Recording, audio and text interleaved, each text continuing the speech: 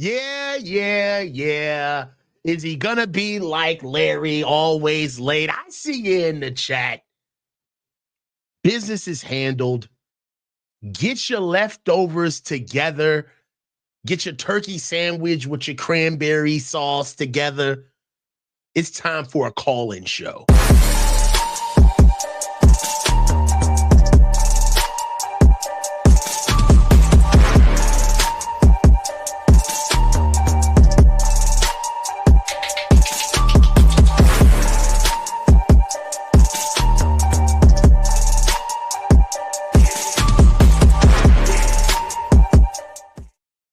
We are here. Welcome back to the Coaches Huddle. It's your boy, the coach, where the field meets family. And faithful, don't look now, but the Bills are here. We got a game coming up, week 13, in the snow in Buffalo, New York, against the 9-2 Buffalo Bills, who lead the AFC East.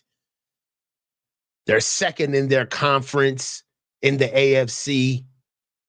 I mean, what else is there to talk about? The Niners are reeling off of a 38-10 ass whooping from the Packers. So much going on. But first, I want to be able to let you know that last call-in show was a doozy.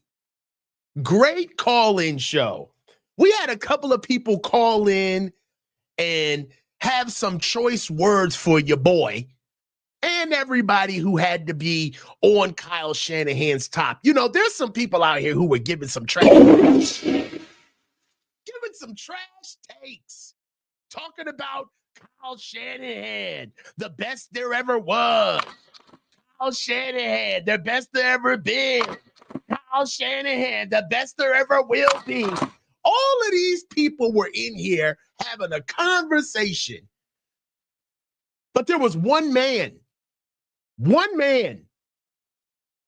whose voice stood out the most. You may know him as Rosco's. If you're a provocateur of the Twitters, of the X app, he could be found in the nearest 49ers apologist spaces, doing God's work for the organization. But we want to hear what the man has to say today. We want to hear, because the last time we spoke, there was a conversation about Kyle Shanahan and him needing 30 minutes to be able to tell us about why Kyle Shanahan is one of the greatest coaches, if not all time, but at least for the 49ers. Okay? Just for context, let's just go back over just a couple of those conversations. All right? We're going to be able to listen to him. So this is last week, guys. Because if he's in the game, right? If he's playing, right? You expect him to make plays, right? Mm-hmm. So he has to make that throw to Debo. Mm-hmm. If you make the throw to Debo, you pretty much ice the game. Mm. You have Ronnie Bell against the Rams. Ronnie Bell, you catch the ball. Mm-hmm. You win the game. Mm-hmm. If we would have had a freaking kicker, we win the game against the Cardinals. There are just different instances where we just made it was more so us just making either our kicker going down, either our receivers not making a catch, or our quarterback error mailing the throw. That's why we got 3 extra losses, man. You get the gist. We're bringing them up here now. Rosco, how are you, sir? I am blessed and highly favored. Amen. Hey, don't bring God in this.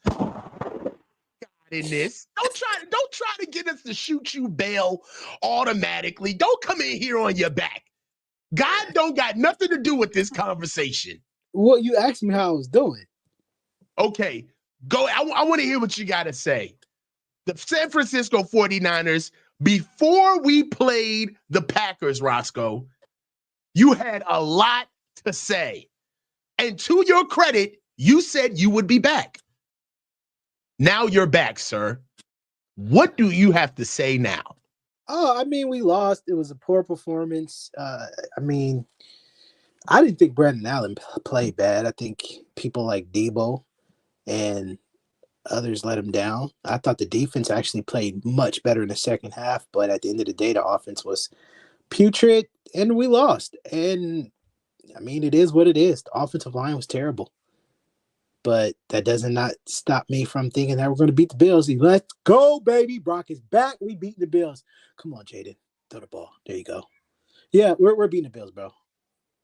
We're beating the Bills. So, listen, man, it's till the wheels falls off, bro.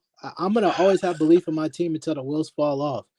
I don't care until the wheels fall off. So all these anti-Kyle haters, they can kick rocks.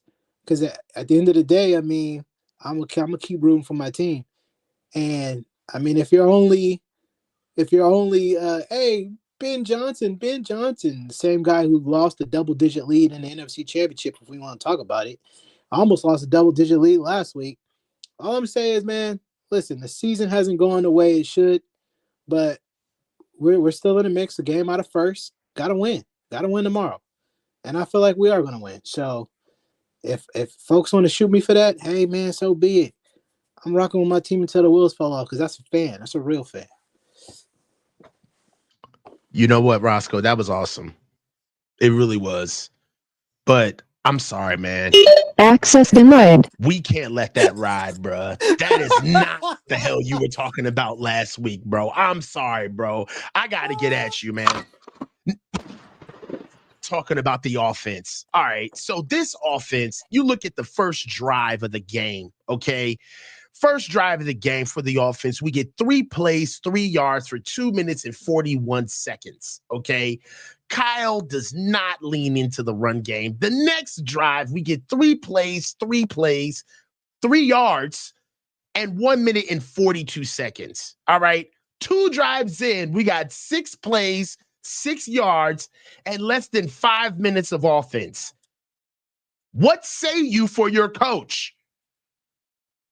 Jordan Mason had 1 carry for 16 yards before he finally saw carries in the last drive of the game.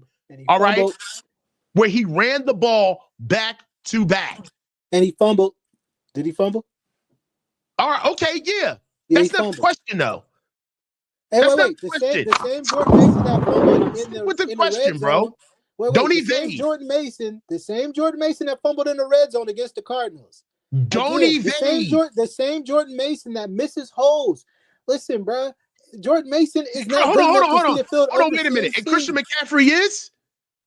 Yes, he is. He is nothing close to Christian McCaffrey. I'm sorry, and you know it's true. All right, okay, all right. Hold on. You know who else fumbled in that game? Christian McCaffrey. All right then. So what are we talking about? But they're not the same. They're not. Whoa. Oh, Coach, don't do this. Coach, don't do this because we can go tit for tat because Brock could throw an interception. Josh Allen could throw an interception, and we know Brock is not Josh Allen. Josh Allen is on a different level and is a better quarterback. Same instance with the running back. Christian McCaffrey is a different running back on a different level and is far better. So wait a minute. Let's pause right there. Let's pause right there. And Travis Hunter. Hold on. You said something. I want to ask you a question. So you believe that Christian McCaffrey is a better runner of the football than Jordan Mason today? It's not even close. It's not even close. Yeah. It's not even Dude, close. you're high. You are high. I'm high on success. And I love so Christian McCaffrey. Okay, let me ask you one more question. Because we're gonna get you out of here. It's not gonna be all delusion. Wait. Hey, do Brother Bobby watch your show? Of course, yeah. I believe he does. Hey, brother Bob, you a freaking casual, and when I see you, it's gonna be me and you.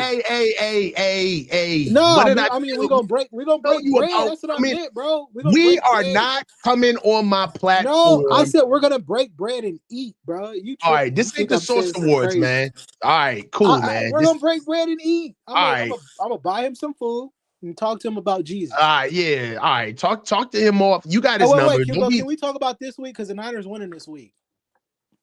All right, so before we get to that, this is my show. Don't be moving me along. Can we talk about don't get fucked up over a misunderstanding. This is my show. Don't be trying to move me along. Talk about can we talk about? You better chill out. So this is what I'm saying. Moving forward, do you believe that Jordan Mason should be used more, Rosco? How many carries do you want to see him get a game? Let me ask you that. That's not what I asked you. No, can you just answer the question, Coach? Don't answer a question with a question. Okay, fine. I asked you a direct question. Okay, ask me again. Do you think Jordan Mason should be used more? Man, you ain't gonna like this, but I'm about to give you a coach's answer. It just depends on how the flow of the game goes, man. I'll holler at you, Rosco. Hey, have a day. No. See, this is the way to I'm gonna tell y'all right now, 49ers fans, this is how the press conferences need to go. When Kyle talks bullshit and when they ask bullshit, you don't grace them with another follow-up question. You don't even reward nonsense. Rosco, I love you. I'll holler at you. I'll talk to you later, dog. Paul, I get at you, man. Holler at y'all, man. It's been real. We're not rewarding nonsense on this platform. No, we're not. Hey, what's up, Paul? How you doing? How you doing, Coach? It's been a while, man. It's been a while, brother. Let's go. How you doing? Doing great. And you know what I noticed about your channel is you are growing so much, brother. Thank your you, overlays, brother. Everything you're doing, man. You know, you are so successful, you don't even stick around for halftime anymore. You take a break. Y'all used to have call-in shows now, man. It's all going to your head, bro. No, I know. I'm turning into a little diva, ain't I? Who the hell do I think I am? You're gonna be nationally syndicated before you know it, man. Come on, you're gonna bro. get fucking sponsors. You're gonna start running sponsor segments during the halftime. We're gonna have to fucking Don't do it, man. I'm giving you so much shit because you deserve it, and I love you, bro. You know it. Listen, man. I love all of the callers. I love all of the followers, bro. And I think that's why the channel is growing, because it's real. It ain't no cap in my rap. But thank you, man. Like I really am just grateful for whatever is for me. Honestly, I don't have any projections whatsoever. I'm just happy to be on the ride. But hey, what you got for me, Niners? Talk enough of this circle jerk. What we got talking about the Niners? Let's go. Yeah, I'm so fucking done with Kyle Shanahan. Like, I don't want to talk about yesterday. Like, but we got to talk about the air quote yesterday. Like, fuck on to Cincinnati. Fuck on to the Bills or nothing. The experiment is over, Coach. I am done. I am toasted. You want to know how done I am? If Kyle pulls a miracle out of his ass, somehow we win the West, and somehow we take on the fucking whatever seed, we're the 4th seed or something, and we fucking ride it out, and the injuries play out in such a way that we find ourselves ass backwards into a fucking Super Bowl again. Like, some fucking bullshit happens, I'm still done with Kyle, because it's going to be the same shit, Coach. It's going to be the same shit. Yeah, tell me. Paul, and this is a question that I want to pose to the callers that are waiting as well. What grace does Kyle Shanahan deserve? None? Or should he be gone? Should he be gone after this year? Does he deserve another year? Because this is the thing. We can't be the toddler saying we running away from home and we picking up our Spider-Man backpack and walking to the edge of the driveway. All right, with a peanut butter and jelly sandwich. We got to plan this out. So if you want Kyle gone, hold on. If you want Kyle gone, what I want to hear a responsible rollout. Because if you just want him gone, you're hurting yourself. Because you know what? The reply is you're being emotional because you want something to happen without a logical rollout. So how would you do it if you're done with Kyle? How would you do it? It's a variety of reasons and things. First of all, if I were doing it, if I were Jed, we wouldn't be in this situation to begin with because I would be having conversations with Kyle behind closed doors, not leaking shit to the media. I mean, you want a fucking half an hour like fucking thing like Rosco, I could fucking answer that question. No, we can't do that. You know what I'm saying? Like I'm exaggerating, but you got to understand that I got to cut fucking corners to answer your question. That's wouldn't be in this situation from the fucking beginning. When I say the experiment is over, Coach, I'm gonna try to do this as quickly as I can. It's like the last time I had true faith in Kyle Shanahan was 2019. We we host Green Bay and we run the fucking pants off of them. Like he knew the game. Like you shouting, like he doesn't know the game, he's not adjusting, he's not feeling it. He felt that game. He felt what Raheem Mostert and everyone was doing. He was doing it. Bro, there were fucking video experts, like players breaking down. They're like, this is why the Niners are going to just crush Kansas City. And you watch that game in 2019, and we had 6.7 yards per carry. Debo was at 19 something per carry. We come out in the first drive in the third quarter, and Debo's getting the ball, and all this shit is happening, and it looks like Niners football, and we're going to win this fucking thing. And we get the pick from Mahomes. And then he just fucking flushed the toilet fucking sound effect for you. He just fucking threw it in the trash. Like Kansas City, I'm not trying to talk about 2019, but it's the crux of this all, Coach. When I said he hasn't learned the experiment over, this is what I'm talking about. Kansas City left the field, and I don't know the fucking quote or the video is, but I was watching the post game just as a masochist. And the Kansas City defender said they didn't have an answer for number 19. They were surprised that they didn't do anything. Like, there was no fake jet sweep. There was nothing, okay? They just abandoned 19 completely, and it's just like there was nothing.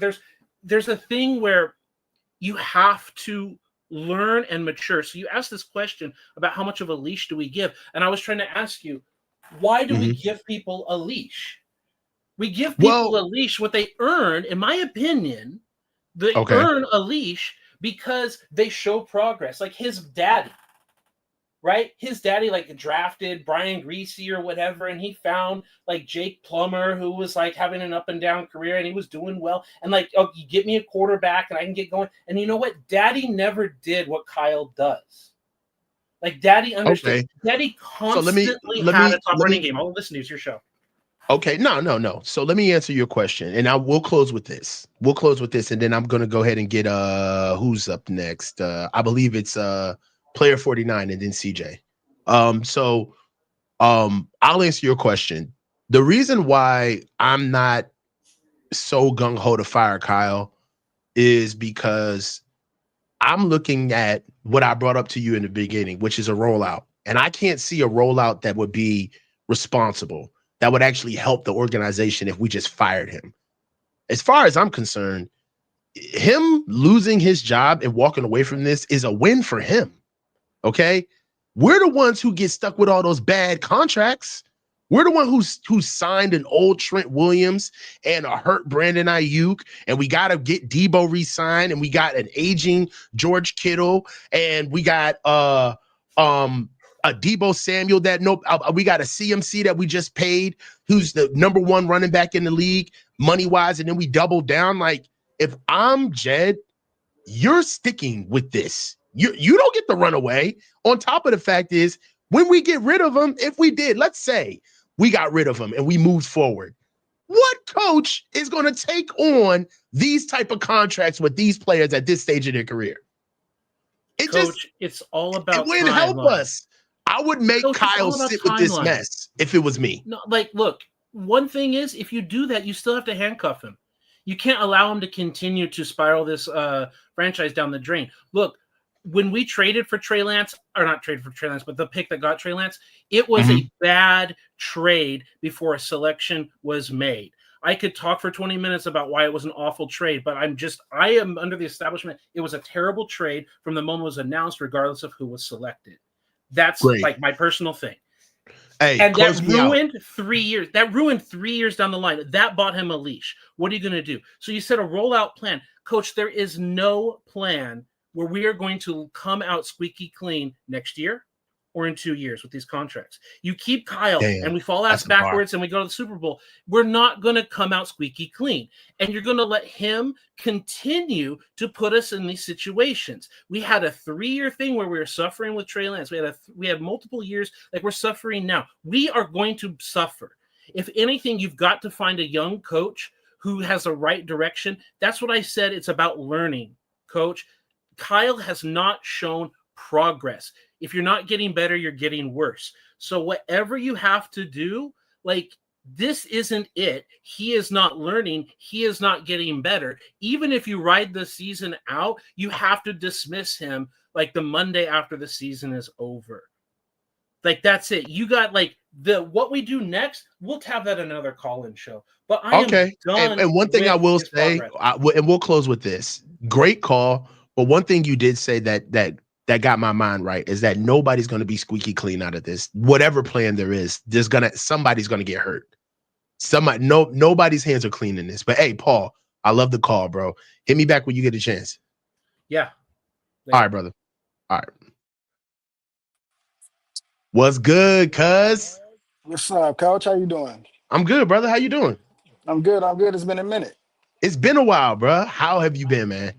I'm good, man. I went to Florida and went to the Bucks game, so that was cool. Yeah, and one of my cousins, he's a Bucks fan, so he was upset. So did you see the altercation between Gamon on the sidelines? I didn't see it. Oh, I did not see it. I was watching the game, and then my homie was like, "Yo, Debo got into it with somebody called Taper or whatever." I was like, "What?" And then I hit Twitter or whatever, and then I saw it like as the game was going on. But that was crazy. Yeah. So what you got for me, man? What do you feel about the season thus far? You got any Bills takes? How you feel about the game coming up? Is this a must win? Are we cooked? Should Brock play? Season's over. Okay. The season was over with the last loss. With the Packers loss, season was done. Brock didn't play. Just, I thought was going to happen last year was we would have just started Trey Lance for the 4 games, see what he had. Like, if he was good, cool. If he wasn't good, cool. Now we know, right? Mm-hmm. Brock on IR, he comes back, he goes rolling, right? Mm-hmm. But that didn't happen, and now Brock's hurt again. So I think that has something to do with the injury now of rushing him back last year. And now we have to win out. Man, we're about to play the Bills in the snow. It's not gonna happen. And we gotta play Detroit. It's not gonna happen. And then they're talking about, we can beat the Rams. We lost to the Rams. But they were hurt. When I was like, when they didn't even have a team. Yeah. Like, so I think the season is done. Now, am I gonna watch? Am I gonna yell? Am I gonna scream? Just like the season's not over, of course, because I'm a fan. But the season's over, man. I think the season is over. I don't think Kyle has it. People talk about, we've done this run before. Yeah, when we were healthy. When we were healthy and we were rolling, and when the team believed. The team don't believe. You could tell in the offseason, everybody was trying to get paid. I told all the homies, it's a different season. Last year, what were they talking about in the offseason? We're gonna get back to the game. We're gonna beat the Eagles. We're gonna get to the Super Bowl. Revenge this, whatever. That's done, bro. All of that is done, and that's all on Kyle. And I thought he lost the team after the Super Bowl when he said, "I did everything right." Yeah, I think that was the point where he lost the team. See, hey, look, let's have a conversation because you played, and the thing about it is that the coach just isn't speaking to the media and the fans. He's speaking to us too, because there's a lot that he may say to us in a group setting, right, that we don't even really know exactly how he feels, right? Because even him talking to the team at large is a different conversation of having a one-on-one conversation with him. And you also know that there's questions in the media that nobody in the team can ask him flat out. Right? Because we understand that, hey, it's not a democracy on a football team, right? He runs the show, period. That's it. So when you listen to what your coach has to say to the media and he's asked specific accountability questions, and he throws the team under the bus, or he doesn't take accountability for that, or he leaves it open-ended. You know what I'm saying? Every time. You lost us. Every time. You lost us. Nothing is his fault. Even when he took accountability for Trey Lance, he still didn't take accountability. I feel like I failed Trey. No, bro, what did you do wrong? Yeah. What did you do wrong? Because you told us when you was watching his highlights, when you was on the plane, you was drawing plays up. We saw the plays. Quarterback power? Come on, bro. Get specific. That was it. Quarterback power. That was the play you was drawing up. Like, man, we know hindsight 2020, but now we know you drafted him and then you wanted to trade him right away. You need to get a boy a chance. Now, I'm not saying he's good. I'm not saying he's going to be good. I'm just saying he's cheeks what happened. right now. I'm just saying what happened when he was here on the Niners. You didn't even try. You need to give him the regular offense to even say, hey, look, we're in the offense that I always call from Brian Hoyer all the way to Jimmy Garoppolo and now Brock Purdy. That offense has essentially been the same, minus who's running it and who's better at running it, right? You insert Trey, where was that offense? Nowhere. That was not the same offense we get week in and week out with every other quarterback that's been here with the Niners. And that's on Kyle. And then you get to the defense. What is wide 9 to you? It's a package, bro. It is a package. It's not passing a defense. Downs only. Yes, it's not a defense. Bro, it's not a base defense. You can't do that. You can't do it. And he does it. But player. The moment you say that, you know what happens? Everybody comes out with their X's and O's and they try to take you into the weeds. And guess what? They try to make you look bad. It's like, dude, it don't matter. It don't matter because when you got the athletes for 2 or 3 years, you got the athletes. Yeah, it's gonna work. And then what's gonna happen? What's happening now? Everybody's hurt. Or this person, or it's the defense's fault. It's never the defense's fault on this team. Well, in reality, it's not the defense's fault. It's the offense's fault. They don't score. But since the defense is hurt and whatever, it's going to be the defense's fault by default because, Kyle Shanahan is going to somehow try to blame the defense. Bro, it's your fault. You picked the coach to run your defense. Last year, what happened? You taught Wilkes the defense. Like, come on, bro. I've never heard of a coach. Let me ask you a question. Let me ask you a question, player. You look like you play defense. You look like I play both sides, yeah. All right. If you were a defensive player on this team, what would you think about Kyle? If you hold, let me get more specific. If you play defense on this team for over 5 years, what would you think of Kyle? And what would you think of the offense? I would think that we are picking up the slack for the offense whenever they don't perform. Because I would see this as, the offense is doing great, cool. But when we lose and then you hear, the defense did great to the last drive, or this and this and this, it's like, yeah. And I'll be like, we got 2 picks and y'all didn't even score. Like, we got a fumble recovery on the 50, and then you kicked the field goal and missed it. Like, this is not on us. So the respect of the coach would be at a minimum with me. Because I'm like, whatever, man, I'm out here playing for myself now. Like, that's just what it is. I don't care about, winning or whatever. I'm just out here, I'm collecting a check because that's what we have to do. It's my fault, cool. I'm going to go get my money. Yeah. And honestly, that's what you're starting to see play out on the team. Exactly. You know what I'm saying? And you know who I feel emulates that exact sentiment? Nick Bosa. Yeah. Yeah. That's what Nick Bosa he does nothing but run up the field and rush the passer. That's it. Yeah. He doesn't play the run. The only time he plays the run is when they do that, the RPO or whatever, and he's screaming down the line and they pull it. That's the only time he plays the run. He never plays the run. He's trying to get sacks, and that's it. And that is telling you where the defense is at. Close me out, man. Close me out. Give me your prediction for the Bills, man. And I already know just try your best to be artful. Like what talk to me about the Bills. Man, give me your prediction. Man. I don't even know if I can give you predictions, to be honest. My prediction is, look, I'm gonna go optimistic, right? My prediction is Jordan Mason gets 15 carries. Oh. And it's a close game, and we win by a field goal. Oh, all right. That's I what like I'm the way going you with. lie. I That's like what the I'm way going you with. lie. You That's know what what I'm I'm saying? going with. I was like, That's you what gave me I'm a good. going with. Yeah, man. You be good in PR, man. We'll get you together one day, brother. You know what I'm saying? Hey, man, love the call, bro. Get at me next time, man. Yes, sir. Have a good one. You as well. Thank you. CJ. Let's go. CJ then Gamon up next. What's up, CJ? What's going on, Coach? Come on, man. Come on, man. It's gonna be all right, man. As we go through the memories, we gonna be okay, man. We gonna be all right. Yo, but here's the thing. I'm gonna touch on this season, but then I want to touch on the overall picture, and I could probably do this season very quickly. Okay. Historically, we've not invested in the offensive line as we should have been investing in the offensive line. You mean with this regime? Yeah, with this regime, they don't care about it. But for whatever reason, I mean, they somewhat care about it, but they don't.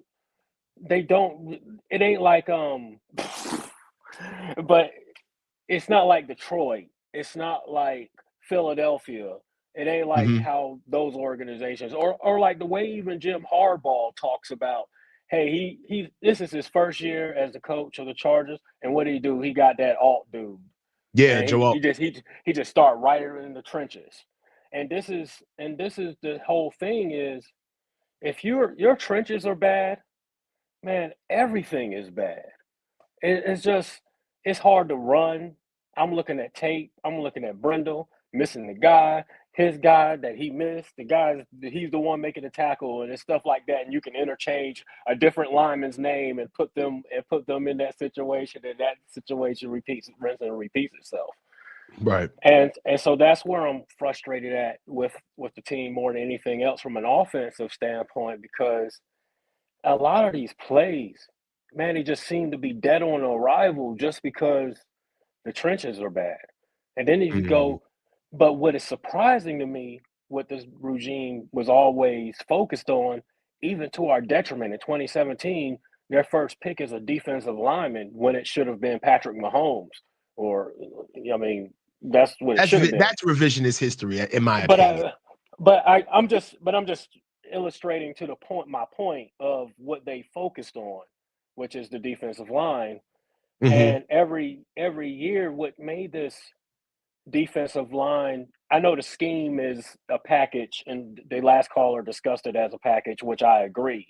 Right. But what they've always did is had 9 or 10 guys deep.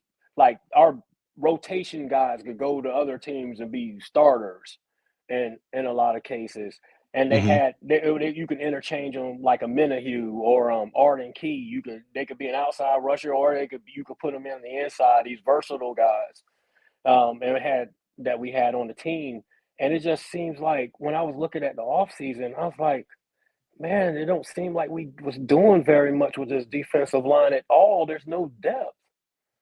And so when we get to the end of these games, they might look okay because the stats bear it out that in the beginning of the game that they're a better defense than at the end of the game. And it's because the trenches, they're tired. They're just tired players. And you're looking at on a lot of plays where guards are coming off of them and they're getting right on the linebackers and on the tape and stuff like that. And so that's what was surprising to me this offseason is they did not pay attention to neither of the trenches. And that's what it really shows. Well, of course, they didn't even draft any defensive linemen this year. That was very surprising. Also, look, man, I got the tape from last year. Maybe I'll do a segment over the offseason where we can do this year's offensive line from last year's offensive line.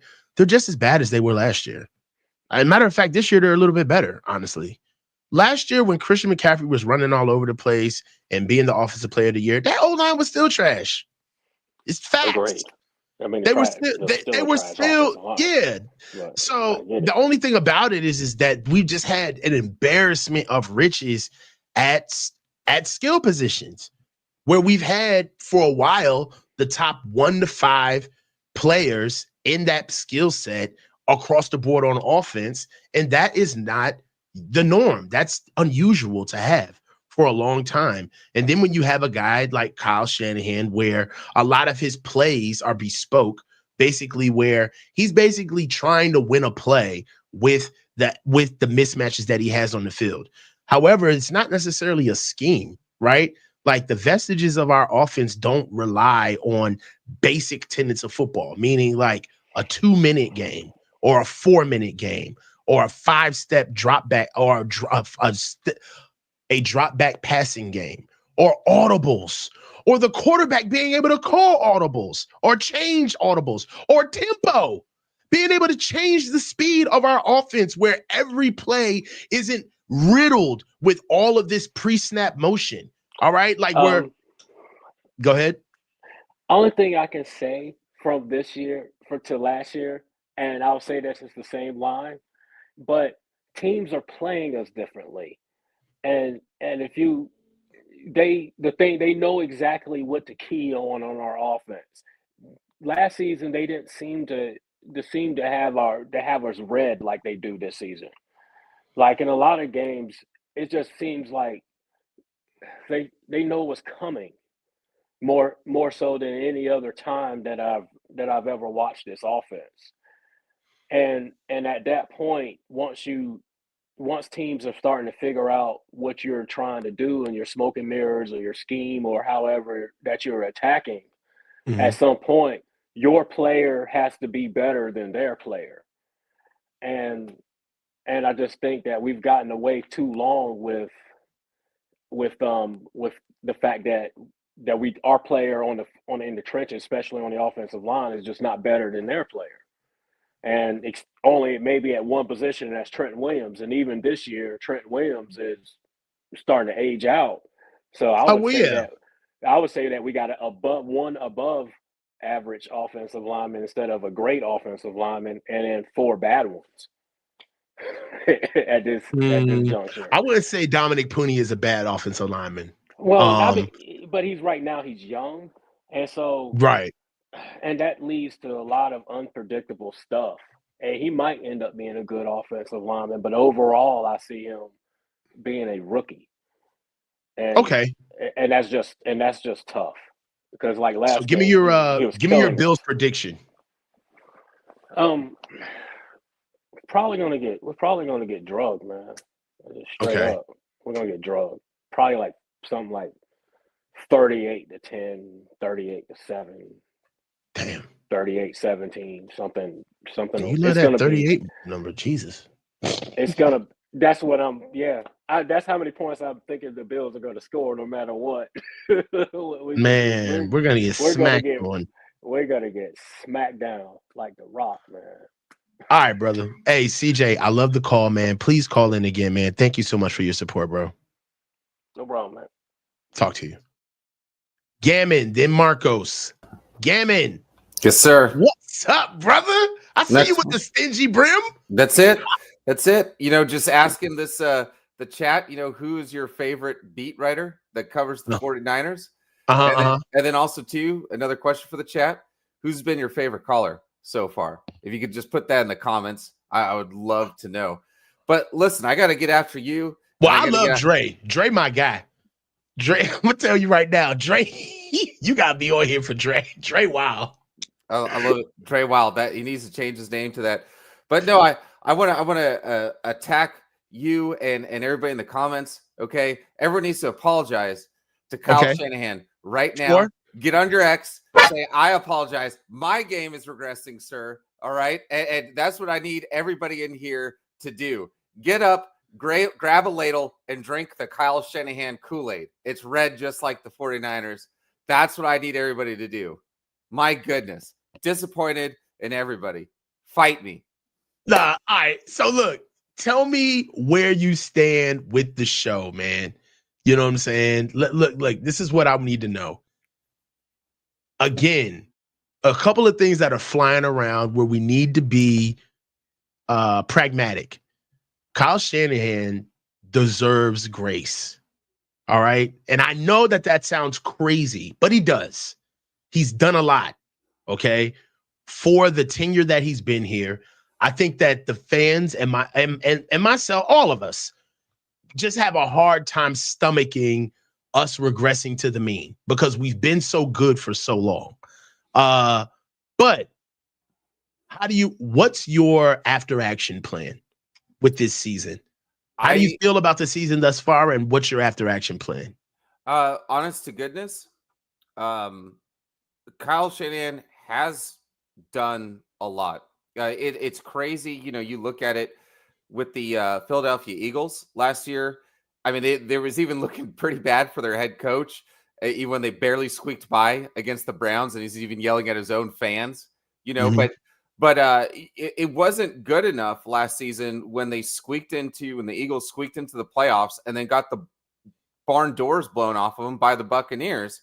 I'm looking at this season, and I don't even think we're going to squeak into the playoffs. Another thing, too, is, okay, what is everyone's thoughts on Purdy? I do think he's a pretty damn good quarterback. You know, there's been quarterbacks who have won the Super Bowl, even MVP, without having just a middling arm in the league. But my thing is, imagine if we did draft Mahomes. Would Mahomes be worth $60 million a year if we don't allow him to change plays at the line of scrimmage? If we don't entrust and allow Mahomes to be Mahomes, what are we paying the $60 million for a quarterback to if we only allow him to give us $20 million on the field? That's really one of my biggest questions. You're cooking right now, because I think the real question, Patrick Mahomes admitted that he didn't know how to read defenses until his second year in the NFL. Does Patrick Mahomes even make the field if he gets drafted by the 49ers? No, he's still sitting behind Garoppolo or whoever else. You know what I mean? Like, it would make no sense. We're all still sitting here looking at Patrick Mahomes like he sucks. He can't do the small stuff that Kyle wants. He can't even read defenses. What are we even on the field for? Exactly. And what it comes down to, like, I do want to give Kyle Shanahan some grace, because in his tenure, right? And I was just talking to a Cowboys fan today. At least in his tenure, since he's been around, the amount of big games that he's won, televised games, at least getting to the Super Bowl. And you look at it, Gamon, all the games are televised. Come on. Well, I don't know about clean it up, sir. Yes, sir. I don't know about some of the Cardinals games, but yes, we'll go with that one. But but then you look at a guy like Doug Peterson, who won the only Super Bowl really for the Eagles, and you know what I mean. And then he was out of a job. So I do believe there's some grace that needs to be given, but there's some grace that needs to be taken. And I say taken in this sense. It was he who chose who his coaching staff was going to be. Our special teams coach was a send-off, a cast-off from the Seattle Seahawks. He wasn't doing that well with special teams for the Seahawks with the old special teams rules. Now with how everything is with the kick return, punt return, everything like that, it's really gone by the wayside. The other thing, too, is he tried to have a two-headed Hydra in the defensive coordinator room.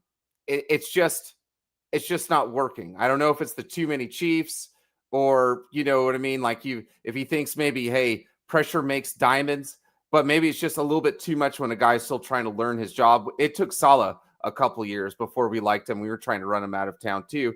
So I'd really have to say, I mean, a lot of it is on Shanahan taking all these running backs in the third round when we really should have been taking offensive linemen, trying to have all of our Chris Kosaric, allowing him to just get guys who do nothing but rush the quarterback, when we really need to draft a couple nose tackles who can plug up some lanes.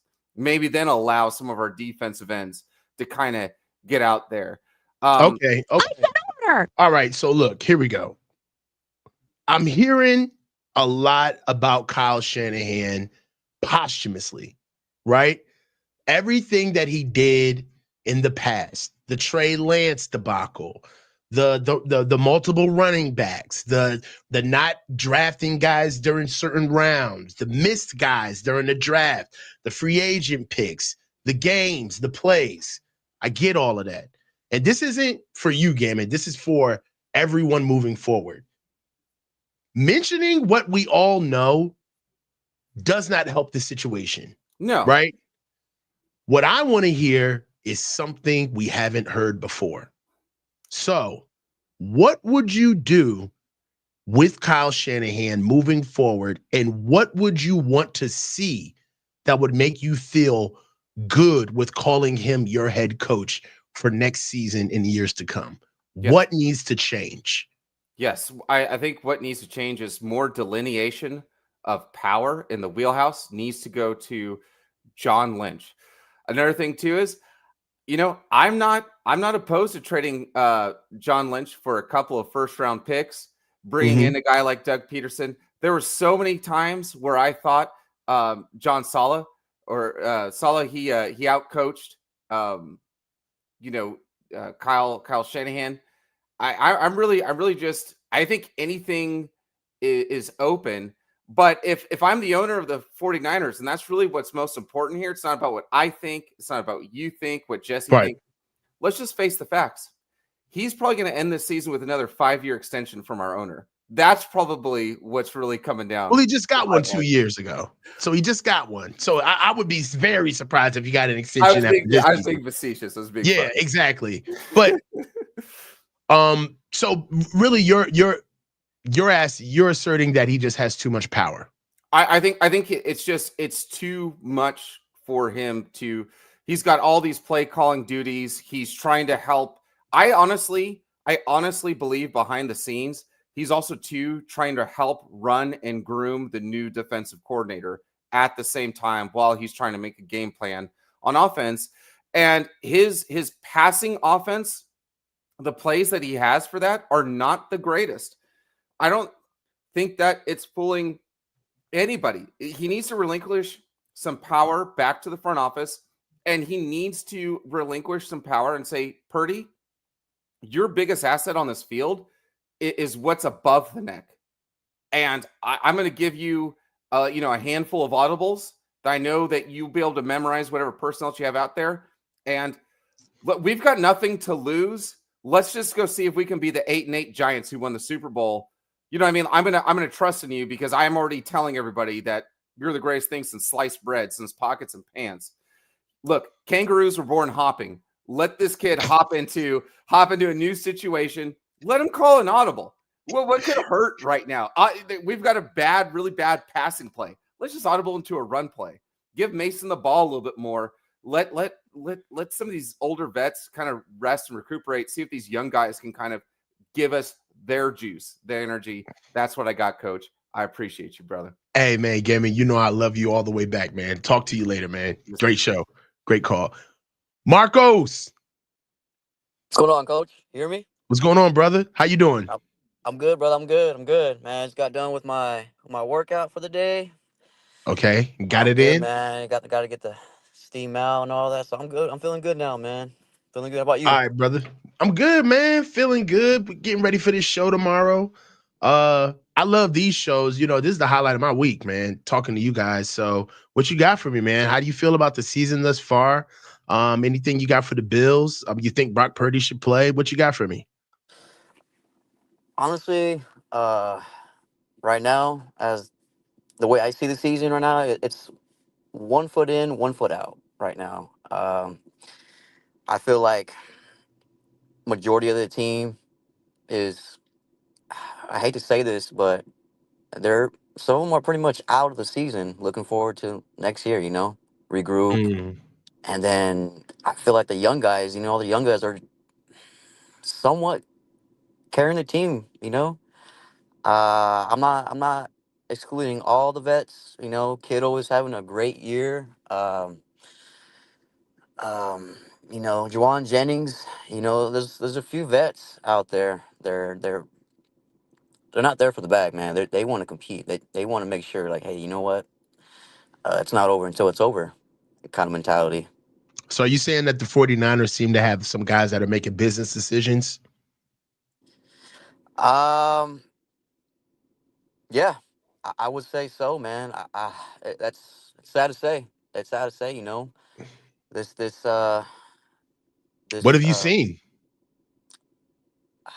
well, we got a few players that are due for contracts, next year, and that's when I mean when some of the players are 1 foot in, 1 foot out kind of thing, and it's sad to see, it's sad to say, but yeah, man, that's just how I see it, man, and it's sad for the other players who are actually competing to kind of like see where we can go, as far as bad as the season has been, they're still out there trying to compete, man. Like, hey, man, like you guys are kind of letting me down, letting the team down. Like, I'm here to be great, I want to put my name out there. I'm not here for the bag, um it's just it's divided, man. It's it's sad, man. That's all I can say. It's a sad season. It's a sad Close me season, out, man. man. How do we fare against the Bills?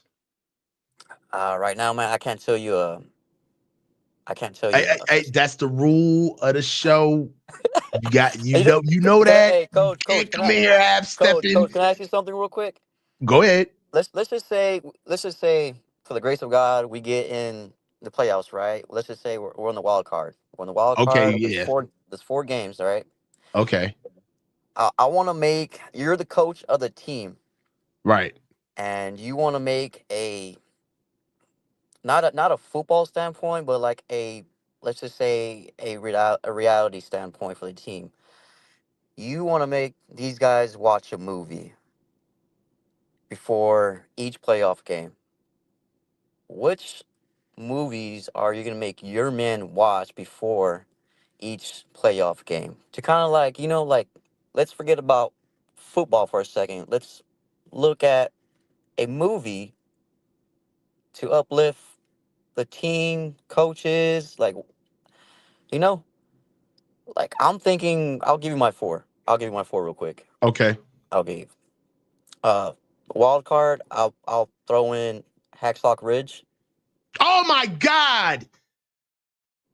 Hacksaw Ridge was going to be my number one choice. Go Yeah. ahead. My third Hacksaw Ridge one is a hell of a movie. Go ahead. for my third for the divisional, I'll throw in Black Hawk Down. And then my You better second not say, if you say Saving Private Ryan, or if you say, what's my Mel Gibson? We Were Soldiers. I'm going to reach through this. I'm going to grab you. Okay. You got one of them right. Like the NFC Championship game, I'm gonna make the guys watch Saving Private Ryan. I knew. Go ahead. For the Super Bowl, I'm gonna make these guys watch Gladiator. Okay. I like that. I was expecting maybe a Braveheart to be thrown in there somewhere. You know what I'm Nah, saying? the reason why I chose Gladiator, I'm obviously you've seen it, man. This guy came from being a general to a slave, and then just he won the crowd. That's all about you. It's not about you, your teammates. You won the fans. You won the media. You won everything. And that's what he did, and he made an ultimate sacrifice. That's just how I will make these guys watch the movie. You know what Man. movie we'd watch? You know what movie we'd watch if I was a head coach before the Bills game? We'd watch Passion of the Christ, because we about to get toe up. I'll holler at you, dog. Get all at right, you. brother. All right, man. Hey, Dre. Yo. What up, dog? Yo. All right. So hold on. Let me set you up the right way. Out the gate.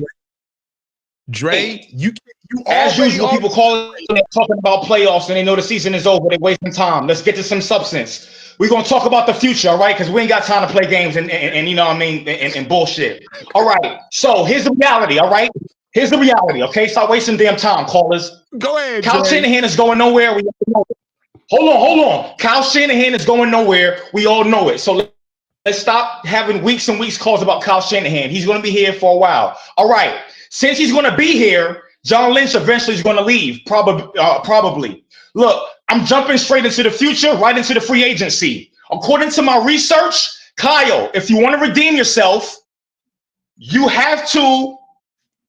There's some prospects in the free agency. We're going to sign the Ravens.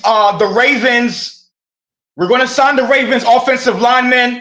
Okay, his name is God damn it, it's here. 1 second, guys. His name is Ronnie Stanley. He's an offensive tackle. We can replace him and make him a left tackle for Trent Williams and tell Trent Williams to get the fuck out of here. We're going to sign. We're going to sign DJ Reed from the New York Jets because he's up in free agency. He has above a 70% range lock. He's a lockdown corner, so we're going to sign him. DJ Reed from New York, he's available. So we now have a corner to help Lenore. We will have Lenore. Charvarius Ward will be gone. We'll have Lenore as the 1. We'll have DJ Reed as a 2. We'll have a replacement for Trent Williams. We're going to re-sign Dre Greenlaw. So that alone, right there, we have a solid. We give Fred Warner confidence because Dre Greenlaw is re-signed, and we have our core there. And then as far as the offensive line, Trent Williams, one of the tackles have to be replaced or gone. Either Williams or that other useless white freaking guy, Miss Kavitsky. Hey. My bad. I didn't know. I forgot his name. Kavitsky. I love him. Hey, I voted Donald Trump. Mega Man. Dre, I gotta mute you, Dre. I gotta mute you. You put too much dip on your chip. Hold on. Let me finish. You cannot shout out players and identify them by race. You cannot do that. All right? About to fuck up my shit, man. Come on, Dre. Right, bruh. You got 30 more seconds, man. Go ahead, Dre. All right. So once we make those moves in the free agency, then we'll have the 15th pick at least in our picks in the NFL draft. We have to use each round to draft. We gotta hit home run. We gotta invest in the trenches on defense. We gotta continue to build our defenses from the trenches on up in the draft. But we have to start re-signing quality players. Also, the safety from Miami, Holland, he's worth investing in as well, and strengthening our safety core as well. My bad. But Mavinsky sucks. Yeah, I get it though, but he's a human being, Dre. Hey, Dre, good call. Dre, we gonna polish you out. That was much better than the last call, Dre. This is I like this. The game, yeah. Cause I really support you in everything, man. Listen, what I was gonna say, the game, the Bills, the score. The Bills, they're going to win. It's going to be in the 30s. I say 30, 35 to 17. 17 is going to be our like peak in terms of scoring for the remainder of the year, because like we're going against teams that we either lost against before in the past this season or that's upper echelon. I love the Niner fan base. I love you guys. I'm humbled. Thank you for checking me. I'm patting it. This is my dog, bro. This is my dog, man. Dre just need a little bit of love, y'all. That's all that is, man. You got to lean into guys like Dre. You know, Dre's got a lot of people that always shun him away. We accept Dre. All right, Dre, you are normal, Dre. We accept you, brother. Hey, what's up, Jay? How you doing, man? What's going on, man? How you doing? What's going on? Talk to me, bro. Man, that one guy just before me was kind of crazy. I ain't gonna lie, I gotta go party with him one time. Hey, man, what are you talking about, man? Dre just a normal dude, man. Don't even know what you're talking about. Dre a cool dude, man. So earlier I heard you on here defending Kyle Shanahan. Okay. All right. Talk to me. How was I shooting him bail? Talk to me. I'm so fucking tired of Kyle Shanahan not taking accountability for the way he coaches in some of these games. Like, honestly, like what bothers me the most about him is not that he takes accountability in a sense, but not really for himself, if that makes sense. Like, okay. I know what you mean, but go ahead. I'll let you cook. Go ahead. Like, he always blames somebody else, I feel like. So it's like, as the fans, all we want to see is him take accountability one time. I fucked up and, it was on me. But he always just deflects every time when he gets up to the podium, or he always just like wants to be snarky instead of like giving an actual response, I feel like. Okay. So. Well, and what is that how you thought I was defending him, saying that he doesn't do that? No. But I'm saying you were saying that he should get. I don't know. He deserves grace. Yeah, I don't know if you said that he should get like unlimited chances. But hey, your hand. When your hand goes over the filter, it buzzes out. Yeah. Oh, okay. Yeah. I think I was watching Grant's show, and I think he was on with somebody, and I forgot his name. I think his name is Rob or something like that. But he was pretty much saying like that Kyle should get like unlimited chances if we get to NFC Championship games and Super Bowls, but lose. Like, as a fan, like I feel like in, from 2000, was it 14 to 17 until we got Kyle, it was pretty much like a shit show. So after that, when we made the playoffs, like, like just making the playoffs would have been like cool as a fan. But after a while, we want to see the team actually win a Super Bowl. Like, I don't think really, like, as a fan base, we're appreciative of Kyle Shanahan, but at some point, I don't feel like he should get unlimited chances. I don't. First of all, no coach gets unlimited chances because no coach just wins unlimitedly. You know what I mean? Yeah. One thing I will say is I don't know if unlimitedly is a word. That's one. Two, I will say is that with NFC championship game after NFC championship game, I mean, after a while, you got to understand that I could see if Kyle was on an ascension and he just needed to learn a couple of things to kind of finish off the last piece of him learning how to get a team over the hump. And you know what? That could still be the real issue. But that doesn't mean that has to be the issue here with the 49ers, right? Where he just gets a blank check of time and money to be here. I think that's why we're here having the conversation about how long he should be here is because they're not winning. I mean, that's sports from the test of time, bro. Once you start losing, I don't care how many good things have been said about a coach. I don't care how much romantic shit they talk about in the locker room, how beautiful the culture is. It's about winning, right? And it's about winning because it's about making money. Now, our question as fans is it's not really about Kyle. I think for us, we got to finish our breakfast too. There's been a whole situation that we as fans have been able to kind of shirk to the side. And that's having an ownership group that's savvy enough to pick a good head coach, right? We got Harbaugh, but then we shit the bed 2 times with Tom Sula and Chip Kelly. Then we got Kyle, right? So my biggest thing right now is, all right, yeah, if you tired of Kyle, we can move on from him, but I just want there to be a real conversation around that. It can't just be get rid of Kyle. It's got to be, all right, do you trust Jed to go pick somebody as good as Kyle, or somebody that has somebody that's on the up and coming slope as Kyle was coming out of that? Think about this. You got to give Jed some type of credit, right? Because Kyle's name was mud after that Super Bowl game that got blown, right? And Jed still pushed through and hired and got him in the building anyway. So my biggest thing right now is it ain't really about Kyle anymore because we're Niners fans. Kyle is a rental. He ain't going to be here forever. My big thing right now is that if he is going to go, we got to have a real conversation and a viable conversation on if we believe our ownership group can find somebody as good and promising as Kyle was coming into 2017. So my thing is I see a lot of people talking about Ben Johnson, but what if we get the exact same thing? Because Kyle is not really a leader if you think about it. Like, well, from what standpoint? Like, as far as like to the players, I feel like when Grant was talking about how he just ran out of the locker room after that last loss.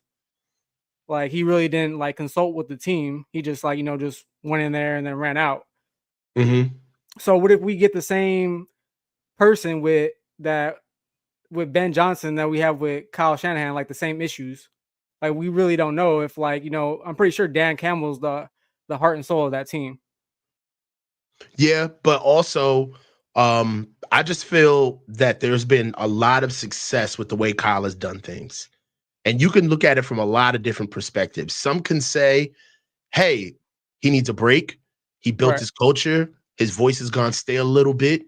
They've gone. You can only go to the top of the mountain so many times before you start losing energy, right? And the voice gets stale and we need to kind of change things up. But if you're the Niners and the organization that is, and you're looking at Kyle and you're saying, man, can we transplant some of this stuff? Do we really have to get rid of him? Maybe we can kind of get inside of his process, help him out and say, you need to get a coordinator, Kyle. Okay. Yeah, hey, you need to go get some, you need to start relinquishing some of these responsibilities so we can have the best version of you on game days. So people can be looking at it from that standpoint. And then you could also have one flip side where you could look at it and say, well, Kyle really hasn't replaced anybody that's ever been better than the guy that he's lost. And outside of the all-star of names and who's who of coaches that his daddy basically got him for a stimulus package of bringing in literally everybody who they've known throughout their coaching career to be on Kyle's staff, over 8 years, you've seen them slowly but surely systematically bleed out, go on and get other opportunities. And when Kyle has had to be faced with replacing those guys himself, he's whiffed. He's whiffed. I mean, even Steve Wilkes was a lesser version of DeMeco Ryans, and the defense went from first to third, and Kyle still found a way to make him a scapegoat. So, I mean, there's many ways to look at it. That's what I'm trying to say. My thing is, I'm not on the let's file Kyle Shanahan train like everybody is. Like, I feel like we should still give him a chance. I'm just saying he doesn't get unlimited chances. That's all I'm saying. I agree with that. So close me out with your Bills prediction, bro. Originally I said it was gonna be probably like a low scoring game because it's gonna be snowing. So I'll probably say 21-17 Bills, but I don't know. I just have a feeling the Niners gonna find a way to win this game. That's the fan in me though. That's the fan in me. So okay. All right, but brother. If the Niners do win, though, it's going to be a low scoring game. So probably like if they do win, it's probably going to be like 21-23. Hey, man. Love the call, man. Give me another call, Jay. Love your insight. All right, man. Talk to you. Niners, the boy, LA, and Hollywood, you up next. What's good, bro? Turn me down a little bit, bro. I can hear you in my Hey, what's up, Coach? Can you hear me? Yeah, I got you. Okay, yeah. But I hear my voice. I hear an echo. I had you on. Yeah, I had it in the background at first. I turned it off. It should be good now. All right, we good. Yeah, we good now. We good. What's up, brother? Okay. Hey, what's good, man? Appreciate you having me on, man. Watch you all the time. I'm just going to get straight to it. I know we ain't got a lot of time to bullshit. Go. Let's get to it. So for me, the best thing for the 49ers right now, I'm not saying I want to lose. I'm not saying tank. I ain't saying none of that. For me, but I'm looking forward. And the best thing for this team is to lose and not go to the playoffs. They don't need to make the playoffs right now. What are you talking about? And these are my reasons. We haven't, and for people like, oh, let's beat the Bills. And look, we haven't beat a team with a winning record yet, and it's not going to happen tomorrow. Okay, I played that game last week when we went to Green Bay. Like, well, maybe we can do this and maybe we can do that. We got the brakes beat off us. I'm not going to say that's going to happen tomorrow, but don't get your hopes too high, faithful. Yeah. And that don't mean you're not the faithful if you're looking at reality. Okay, I'm tired of y'all talking about people ain't faithful and they not this and that because we're looking at reality, realizing our team is not what we wanted them to be and they not going where we wanted them to be. So look, this is why I think it'll be good. If we don't make the playoffs, we have a full off season to recharge. Kyle Shanahan has aged more than a presidential sitting in office. That boy has aged so much in 4 years. He needs a break. He needs to just a reset, and he needs to look at everything with a fresh set of eyes. And for me, the fresh set of eyes that I'm hoping for is Robert Saleh. I know maybe it's a long shot. Maybe it's not. Who knows? But if we can get somebody like that back on our defense next year, he can help because the gentleman that was just speaking, he said Kyle is not a leader. And I agree, Kyle's not a leader of men like that. He don't get the guys going. That's Fred Warner's job right now. But we need a coach also to bring that. And that's what Salah, for me, can bring. You seen that boy on the sidelines and D'Amico. We need that joy. We need that fire. We need that passion. And that's what we missing. We got guys with the damn haircuts looking like they about to go surf. Like, they don't look like they ready for this. We need passion right now.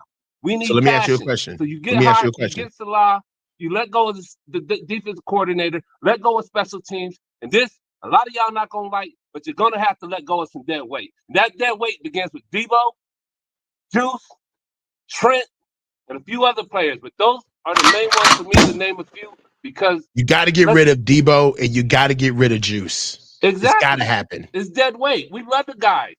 It was all good when we were winning, going to Super Bowls and doing this, but now it's time to get real and it's time to get honest. And we all know Brock Purdy's contract is hanging.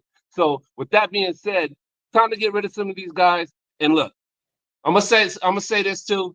49er fans, faithful, we're very spoiled, and y'all gotta stop acting like spoiled ass brats. Okay? Stop acting like brats. We've been whipping ass, taking names for 4 or 5 years. We're having a down year. It happens. So this is our down year. The best thing for us is to miss the playoffs, recharge, get good draft picks, and this time hit on your draft pick. We've been missing so much on our draft picks, on our first round draft picks. It's ridiculous. If we weren't hitting on the later rounds, some jobs would be gone. Some people would be fired, because the amount of people we missed in the first round is atrocious. So it's time to get this shit together, and it's time to recharge. And hey, I'm gonna throw this name out here too, Mike McDaniels. If he gets fired, which he could, or they part ways. Okay, let's run it back. Okay, now look, now Nine, I can deal with that. If my thing with Robert Saleh, I don't know, but I would love to get Mike McDaniel back, man. Me too. I would love to get him back. That's what Cal needs. He needs an offensive coordinator. The guy is calling plays, and it's just stale now. He needs Kyle's not a bad coach, so I'm not going to dog him and disrespect him. He's a great coach that's having a bad year, but he needs a new set of eyes. And boy, you better get on there and call Mike McDaniels. All right, well, let's see if Mike McDaniel still has his job, though. You think they'll let him go? if he loses his job. If not, then okay. But if he does, make that call. All right, brother. That's all I great call, man. Great call, bro. Appreciate you, bro. Talk to you. Hey. Get your Bills prediction, man. Oh, yeah, my bad. I'm a realist, man. I've been doing this stuff all year. Oh, maybe this, and maybe we'll do this, and maybe we'll find it. No, we ain't found it, and we ain't going to find it. The Bills are going to dominate tomorrow, as they should. They're an elite team at home. So they're going to beat the San Francisco 49ers, probably something close to 31-17, something in that. And you know, it's okay to know we're going to lose, guys. We had a hell of a run. It's time to retool. You know what? I'll holler at you, bro. I love the call, bro. Call back, man. Yes, sir. I'll definitely do that. Thank you, man. Hey, before we get up here, I'm about to get you up here, Acker. Hey, man, I love that call. We need to learn how to lose, faithful. We do, man. $2 from Gamon Brown. Fly banners over Levi's asking Kyle Shanahan to change. I love it. But no, I'm going to tell you why I love that last call. Because what that call says is what a lot of us have been trying to get through to the fan base, is that we've got a little bit of what they have as players, where we don't have closure. You heard what he was saying. Throughout the season, I was saying, maybe we're going to get it together. Maybe what not. That sounds like a guy who finally has had reality step in front of his face, and he has accepted it and said, you know what? We're not the right team. And we're not the right team, not because I don't like my team, not because I want us to fail, but because I know what good looks like, because we've been that before. And that ain't what we are now. It's about building a standard so we don't lose ourselves. But if we all start lying to each other, talking about let's win one for the Gipper, and Kyle's gonna pull it out, then we deserve to be asses just like the rest. We deserve to get ridiculed like Dallas fans, because that's what we'll be. there are a lot of people who don't like the premise of this channel. They don't. There's a lot of people who don't like the fact that I don't mince words, that I talk tough about the team, that we criticize certain guys, that we go after millionaires. There's a lot of people like that. But if it wasn't for the fact that we have this real discourse, we're no better than the rest of the other fans slobbing off the organization, bro. You know what I'm saying? Be a man. Think for yourself. Get Acker up here. What's up, Acker? What's good, baby? What's going on with me, Coach? I hear him. I hear him, man. Hey, real quick, I got to dive into this narrative of Cal is not a leader of men. I knew you was going. I knew you was going to have a conversation. I gotta have this conversation, man. We need to stop this bull crap about he's not a leader of men. Everybody leads it. Everybody leads a different way. You know what I'm saying? He is not a rah-rah dude. But you wouldn't say that about Bill Belichick, would you? Sean Payton? You don't say nothing about him. I seen him many times go in these press conferences and slide these dudes, or everybody asking the questions, and he give them one or two messages. Hey, well, what do you think about the game? Well, could be better. Everything's real snuggly. You know what I'm saying? And they respect Bill. You know what I'm saying? And then Bill kept getting all that respect until Tom left, and then what happened?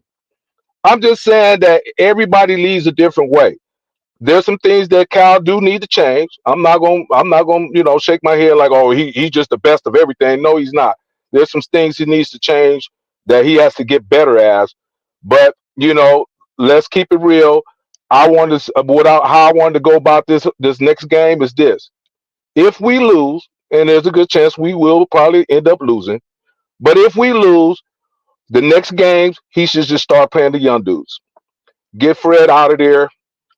Get a lot of the veterans out of there. Start playing these young dudes. See what you got. See where you're going with it. You know what I'm saying? Leave. You could kind of sprinkle in Greenlaw just to see where he's at. Don't play him a whole lot of snaps. You know what I'm saying? But Caffrey the same way. Start using plays and stuff. Trying stuff that you normally probably wouldn't try. Put McCaffrey and Mason out there and Collins and let them young dudes get out there and get their feet wet and see where it goes. Win, lose, or draw, and just play it out like that for the rest of the season.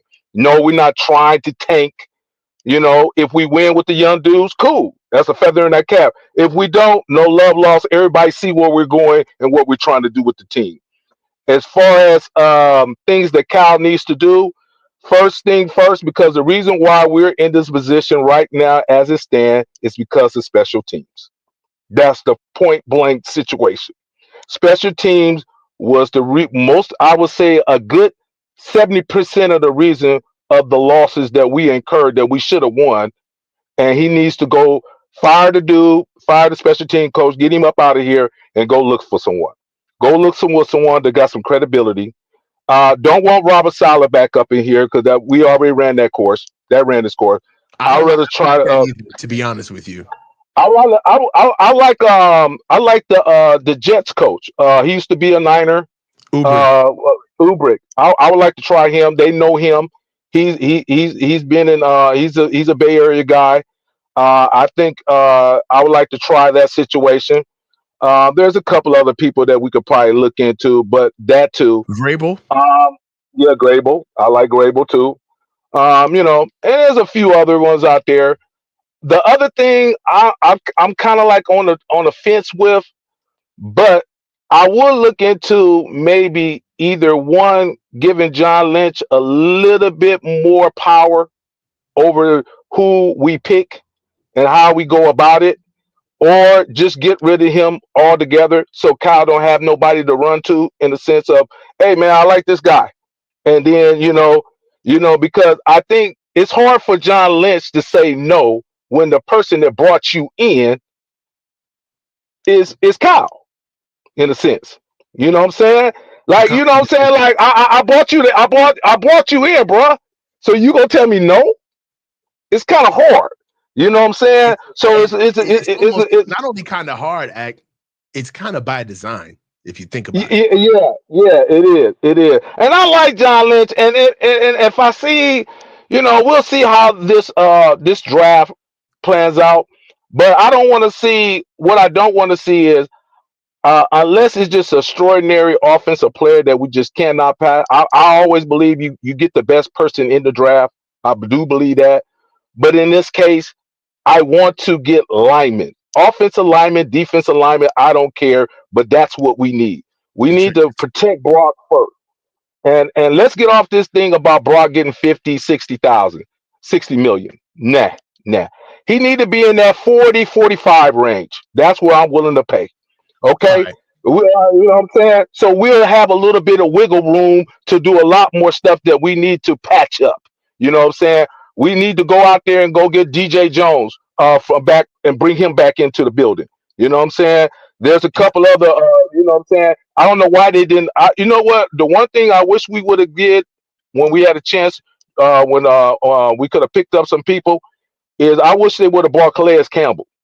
I think he would have been great in the interior part. He's older, but he would have helped Anderson and them other guys understand what to do down there in them trenches. You know what I'm saying? You want to help somebody learn from great dudes. You know what I'm saying? That's what we're missing in a sense, Also, I'm looking at we I don't know why they could have picked up Clowney. Clowney would have been a good pickup just for the sake of because now you see how we looking now without Bosa. We don't have no edge rush. We don't have no pass rush. You know what I'm saying? I thought they were going to do something by the trade deadline. I really thought so, man. That's just dumbfounding. And look, it wouldn't have cost him nothing. Nothing.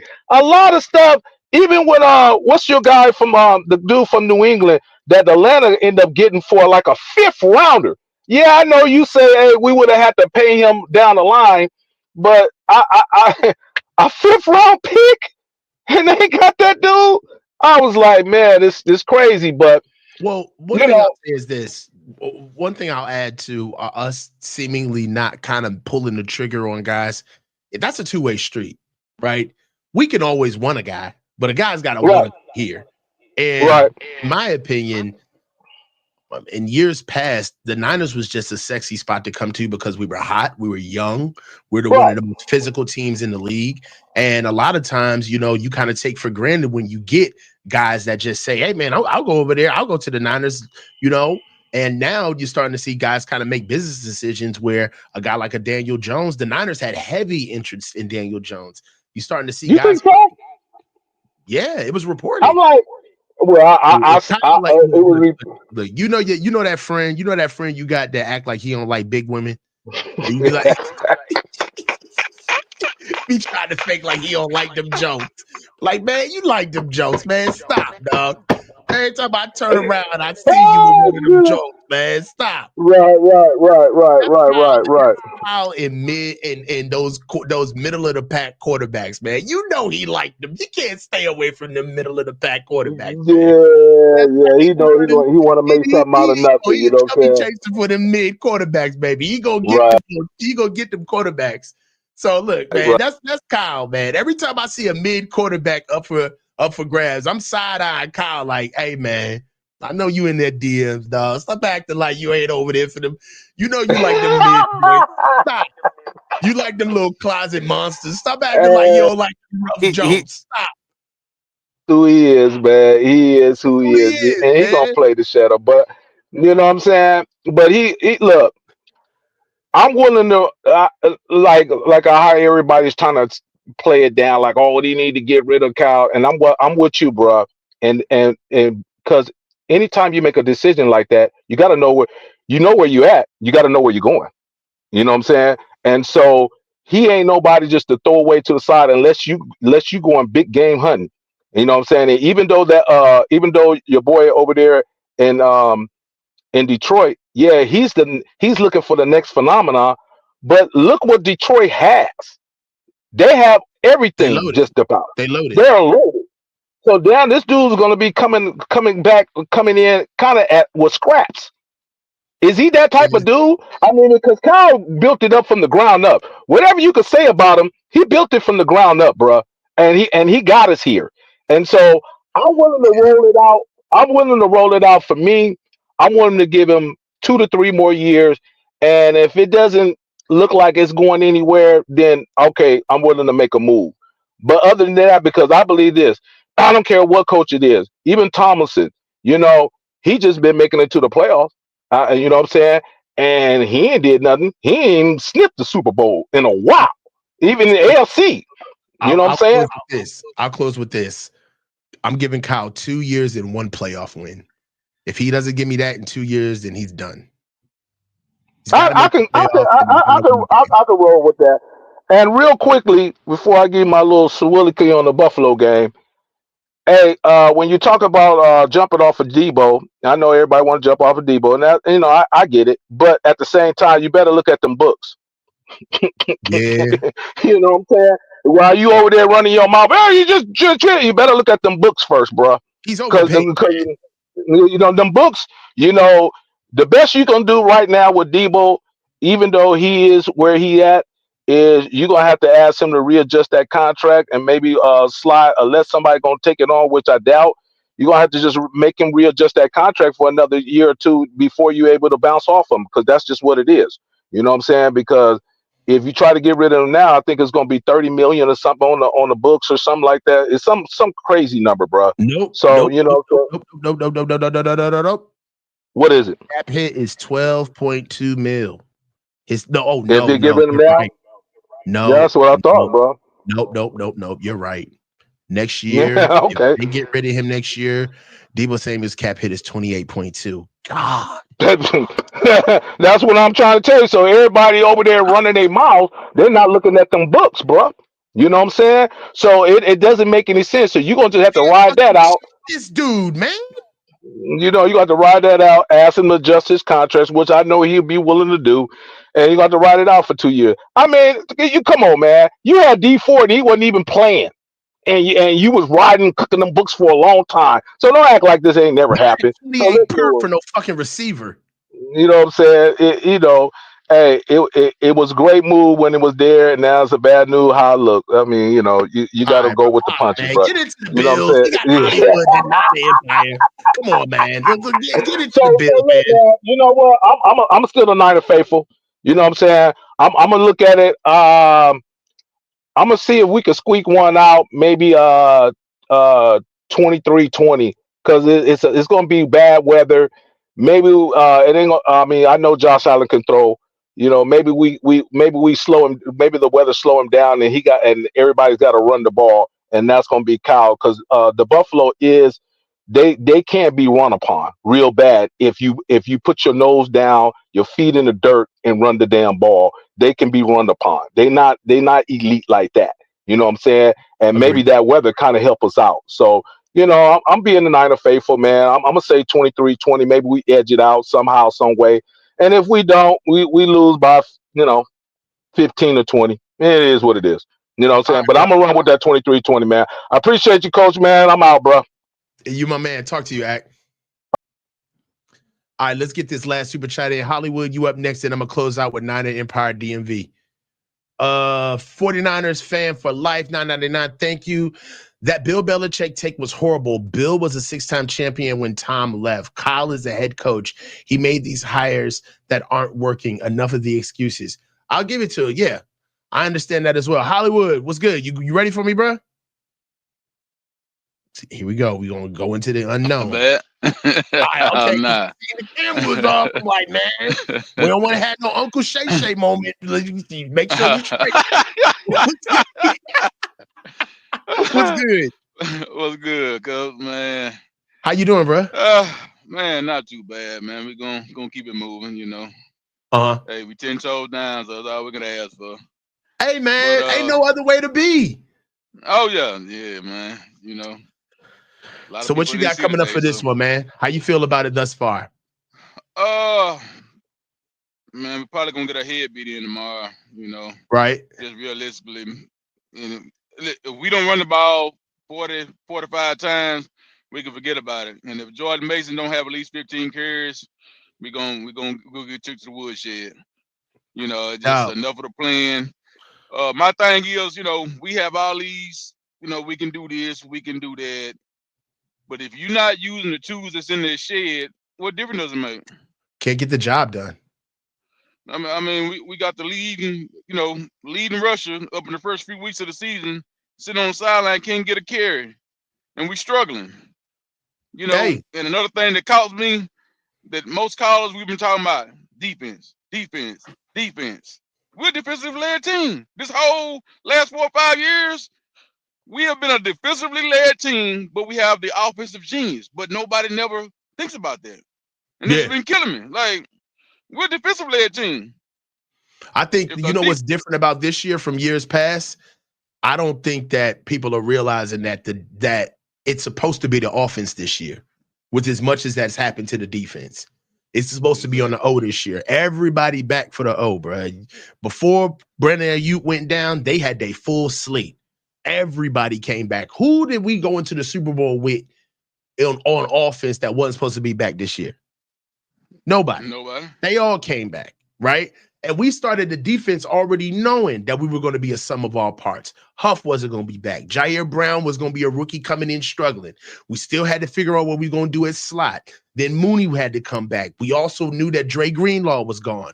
We lost all of our interior guys. They gone. We lost Eric Armstead. So for us to be winning games year in and year out based off the back of our defense, and for people to think that if anything was going to be different this year, it was just going to be the offense without Brandon Ayuk. Nah, man. This is what the season looks like when it's all on Kyle. When you don't have a defense to bail you out. Go ahead. It's almost seemed like it's by design of the scheme, because we're a front-running team.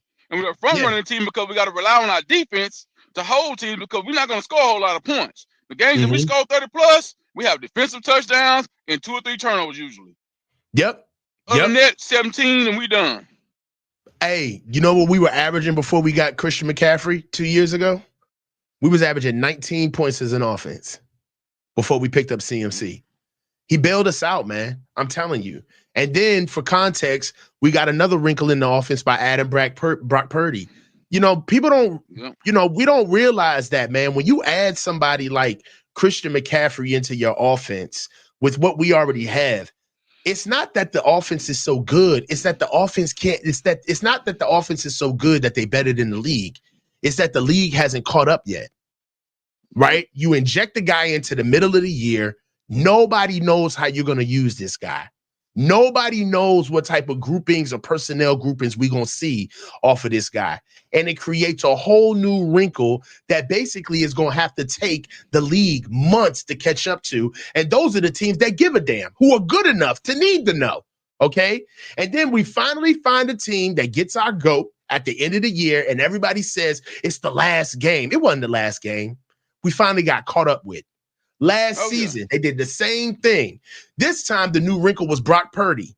We got a guy that can actually get the ball out efficiently. He doesn't turn the ball over that much. And we got Christian McCaffrey. So now we got an offense that the league hasn't seen again. And they go through the whole year. And what happens? We play teams that it ain't good enough to figure it. They're not good enough to figure us out. They don't have enough players, personnel. But then that Baltimore game happened. Yep. All right. And that wasn't just losing. That was a systematic ass whooping. You know, when somebody gets called a liar and it's just like, yeah, you a liar, and he just leaves. But then there's a time when motherfucker get caught red-handed. Like your ass got caught red. That's what that Baltimore game was. Red-handed. Like, no.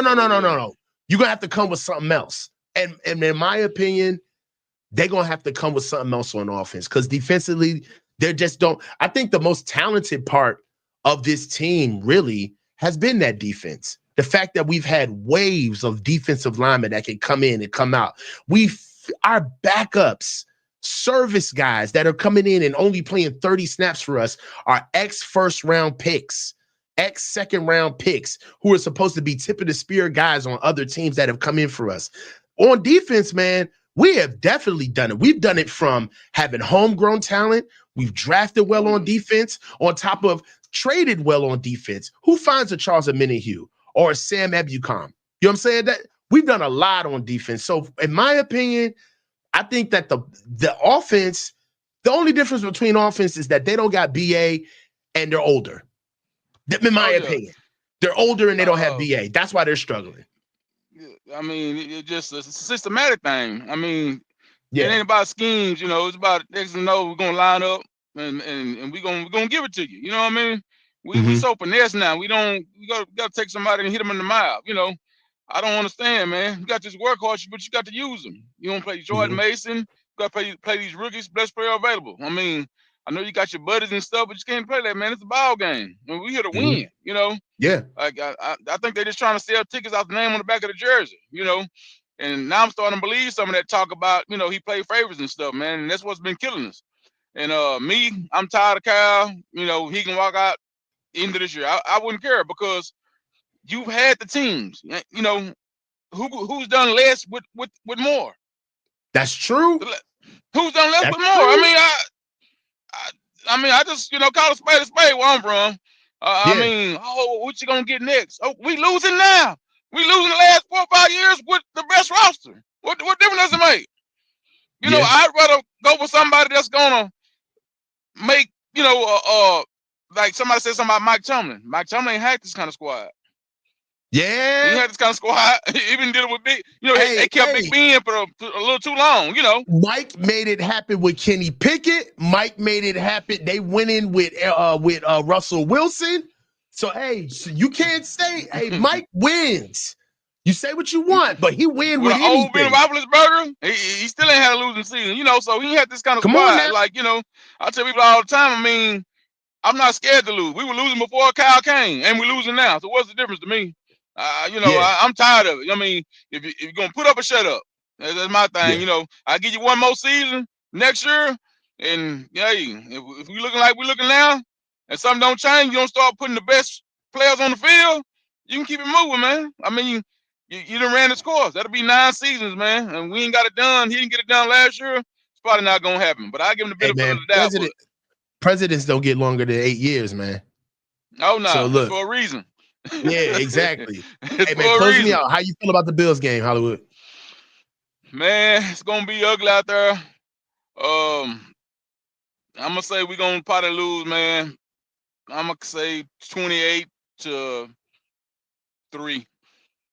All right, we may get a field goal. All right, I like that take. Hey man, I love your calls, man. Get at me next week, man. All right, bro. I talk to you, brother. All right. Niner, what's good, brother? Hey, what's up, man? Thank you for your patience, man. You work in the post office, you learn to be patient. What's going on, bro? How you been? Nothing, just chilling, you know. I mean, just I hear everybody what they saying. I understand it, but we've been going through this for a while. It started in 2017 when Kyle went with Brian Hoyer instead of drafting a quarterback because he was so pressed for Kirk Cousins. He has been doing the same thing like that last caller said with the best, so-called best roster on paper. He can't win. So I get what people saying is you don't want to change from him because he wins. I said the same thing about Garoppolo. He's a winner. So why are we talking about Garoppolo? Because he's a winner. But yeah, he couldn't get us over the hump. Couldn't read the defense. But now I'm starting to question now because Kyle's not letting Brock Purdy run the offense technically. He's not running his own audibles. He's not running his own check. He's running check down, but he's not running all, but he's not even adjusting his line. It's all still through Kyle. It's all through Kyle. So what are we saying now? He's not getting better. Doing the same thing over and over and not getting the same daggone product is insanity. We're not getting nowhere with Kyle. Everybody said everybody, like the other call, 2-3 callers before, he said, well, you know, you can't talk about Kyle because everybody leads different. I said, I'm old school. I'm an old school football person. I believe in Iron Man ball. I come from that era. I'm 40 years old. I watched the old school era. So I'm not with being your friend. I'm not your friend. I need to understand how to put you in your best position to be successful. I learned your strengths and weaknesses and use you at your strength. I don't need to hang out with you. I don't need to chill with you. The most that we gonna chill together is on the airplane to and from a game. You have to be a coach. Harbaugh was a coach of men. He gonna call you out on your shit. Straight up. Kyle, I don't want to take credit for that, but you want to point the finger at everybody. I'm confused. You've lost 3 Super Bowls the same way. Stop running the ball. When you was the coordinator for the Atlanta Falcons, you stopped running the ball. You lost. You played the Chiefs the first time. What's the first thing you do? Stop running the ball. Stop running the ball. Let's go back to the beginning of the game. You started Tevin Coleman over Mostert, who just broke the record the game before the NFC Championship. Against Green Bay. It didn't even play him. Garoppolo throws 8 passes, then you put the ball in his hand in the second half? That's your decision. You had John Lynch in the press box, ended the fucking first half, telling you to call a timeout so we can get a score on the board. All right, whatever. We'll just go in the half. We're up. This the same Kansas City team for the past 7 weeks has came back behind deficits and beat people. Then you turn around this Super Bowl and you lose the same way. But we supposed to keep giving him a pass? Go look at all of our Super Bowl teams. Go back. We had a good offensive line, good defensive line. Hell, our 94 team had Brian Young as a rookie. Dog, all right, so let me chime in real quick because you cooking right now.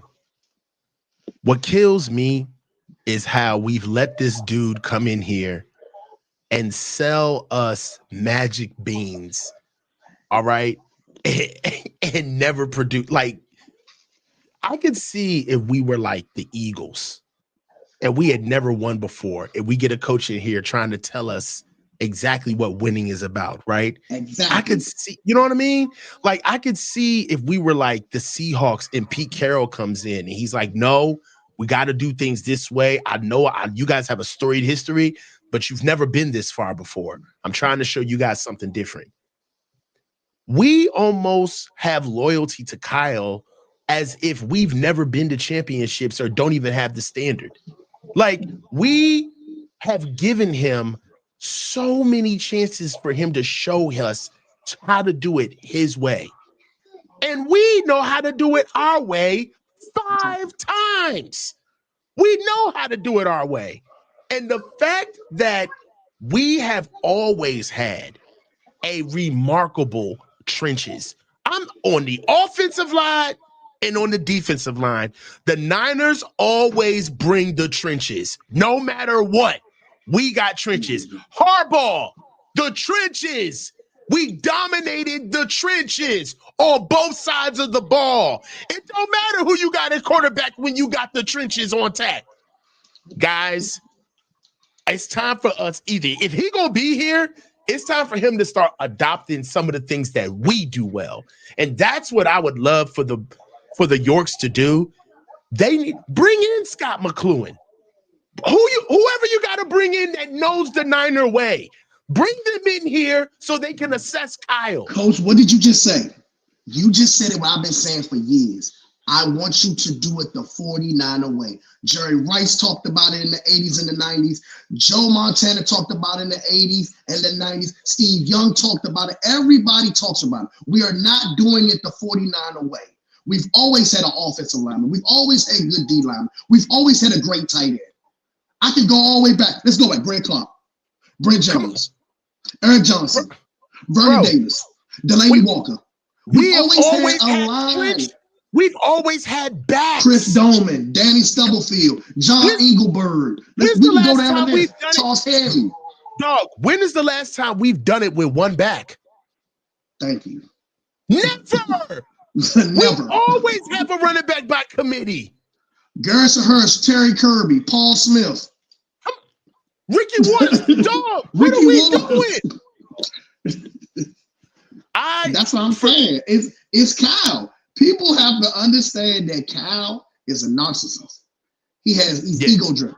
His ego is, I'm going to do it my way. I'm going to get the credit because I'm trying to get behind my father's shadow. And people hype up Mike Shanahan. I'll be like, I had to break this down to people about Mike Shanahan. Mike Shanahan benefited from being on the 49ers coaching staff for the 94 season that we went to the Super Bowl. He was the offensive coordinator. He goes to Denver. He had what?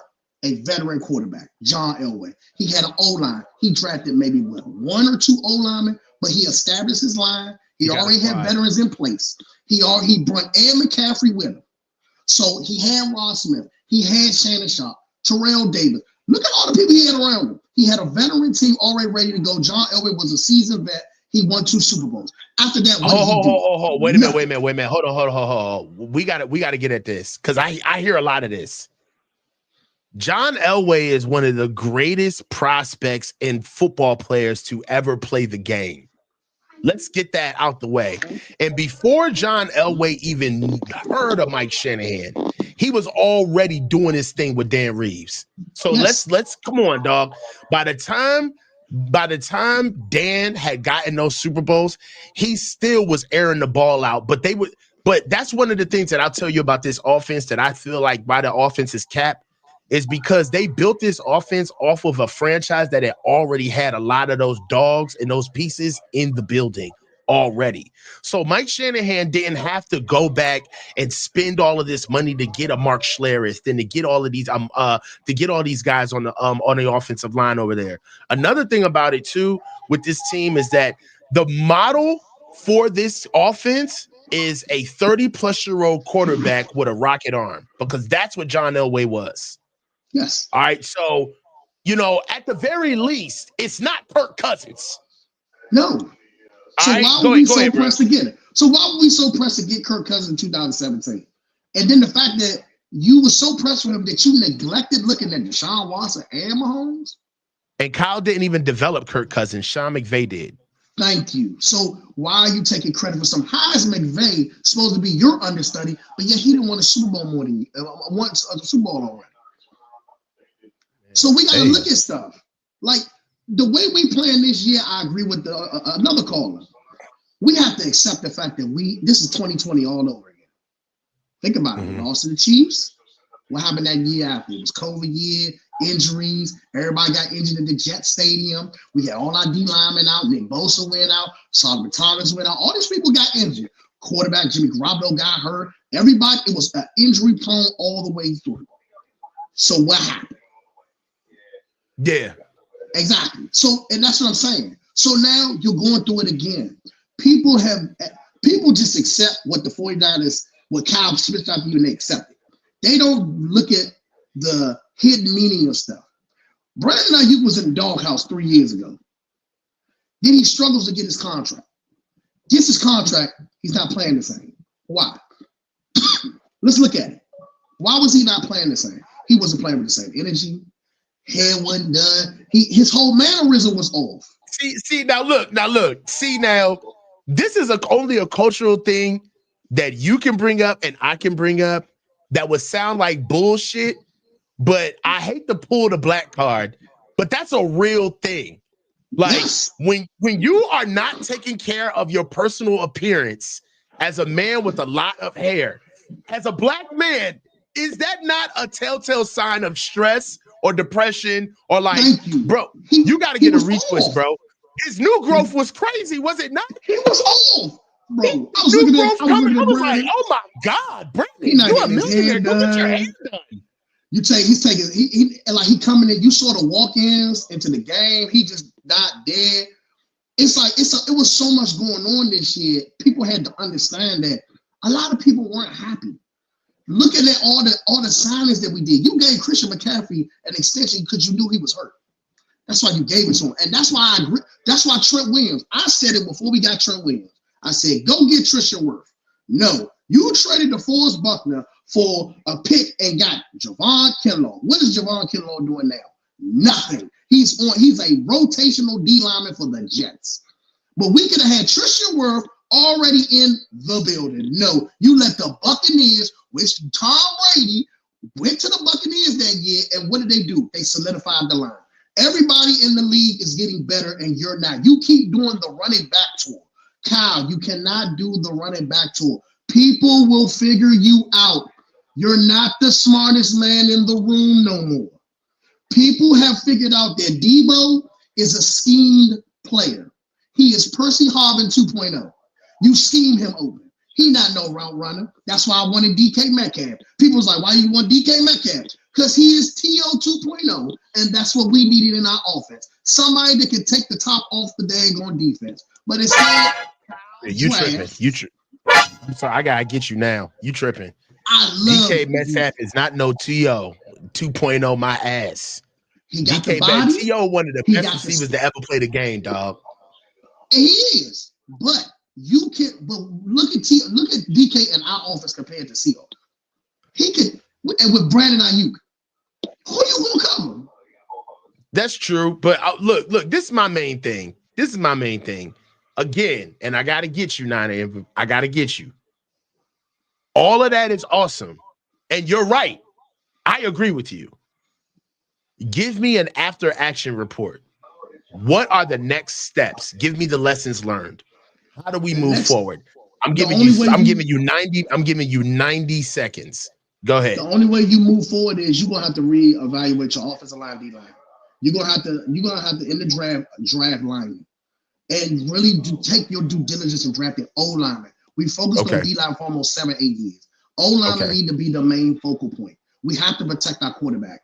And I agree with the other caller. Brock Purdy, this season is a wash for you. You're not going to get what you thought you was going to get. 45. Hell, I'm even meaner. 35-40. You're not getting a lot because you didn't, without weapons, we saw what you were. You're getting the Mr. Irrelevant Brock Purdy right now. While he was Mr. Irrelevant. This is the Mr. Irrelevant with no weapons around him. With Christian McCaffrey down. Bills game. Bills prediction. That's going to be, it depends on Kyle. So if Kyle runs the ball and going to use all his running backs, we could see a game where we can win 21-14. It's going to be a low point game. But if Kyle goes into that, I'm only going to run Christian McCaffrey and not going to use all my running backs, we're going to lose 28 to goddamn on 10. The Buffalo Bills play in that weather. They know that weather. And Josh Allen ain't no slouch. All right, bro. You know I love the call, bro. Call back again, man. You've been ducking me, man. Call back again. Man, I've been busy. I've been busy house too, bro. I've been getting my house together, getting my basement together. Even with my chopper, I ain't been out to the watch parties because I've been playing flag football. I saw you at Wegmans over there at Woodlawn. I saw you. Oh my God, I see you. I saw you over there. I'll let you, brother. Whenever you get a chance, just hit me up. I'll hit you up, bro. We'll wrap. All right, man. J Money. Trav up next, Max, then CJ Ruthless. I'm closing the show out with my guy, CJ Ruthless. He's going to be the last caller of the show. Okay? J Money. What's good, up, bro? Cuz? Didn't I tell you it was going to happen? We were going to get blown out? Oh, my God. Here you go. I told you, bro. I said, hey, I was kind of off. I said 24-10, but it was that during, what was it, the third quarter? Yes. I told you something. I told you it was going to happen, Disgusting. Man. I know. I think me personally, bro, I think we're going to lose again. I think it's going to be a blowout. I think it's going to be probably 13-28 or 13-31. The reason being is because, you know, like the previous caller said, Kyle Shanahan, he's stubborn.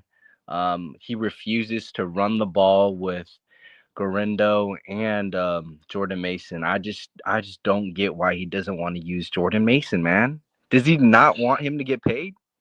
I think well, okay, so Jordan Mason is definitely, I believe he's a restricted free agent next year. So there's really no like him going off to go get his money type situation. I don't think that. But okay, so I'm speaking out of school right now. So let me just preface.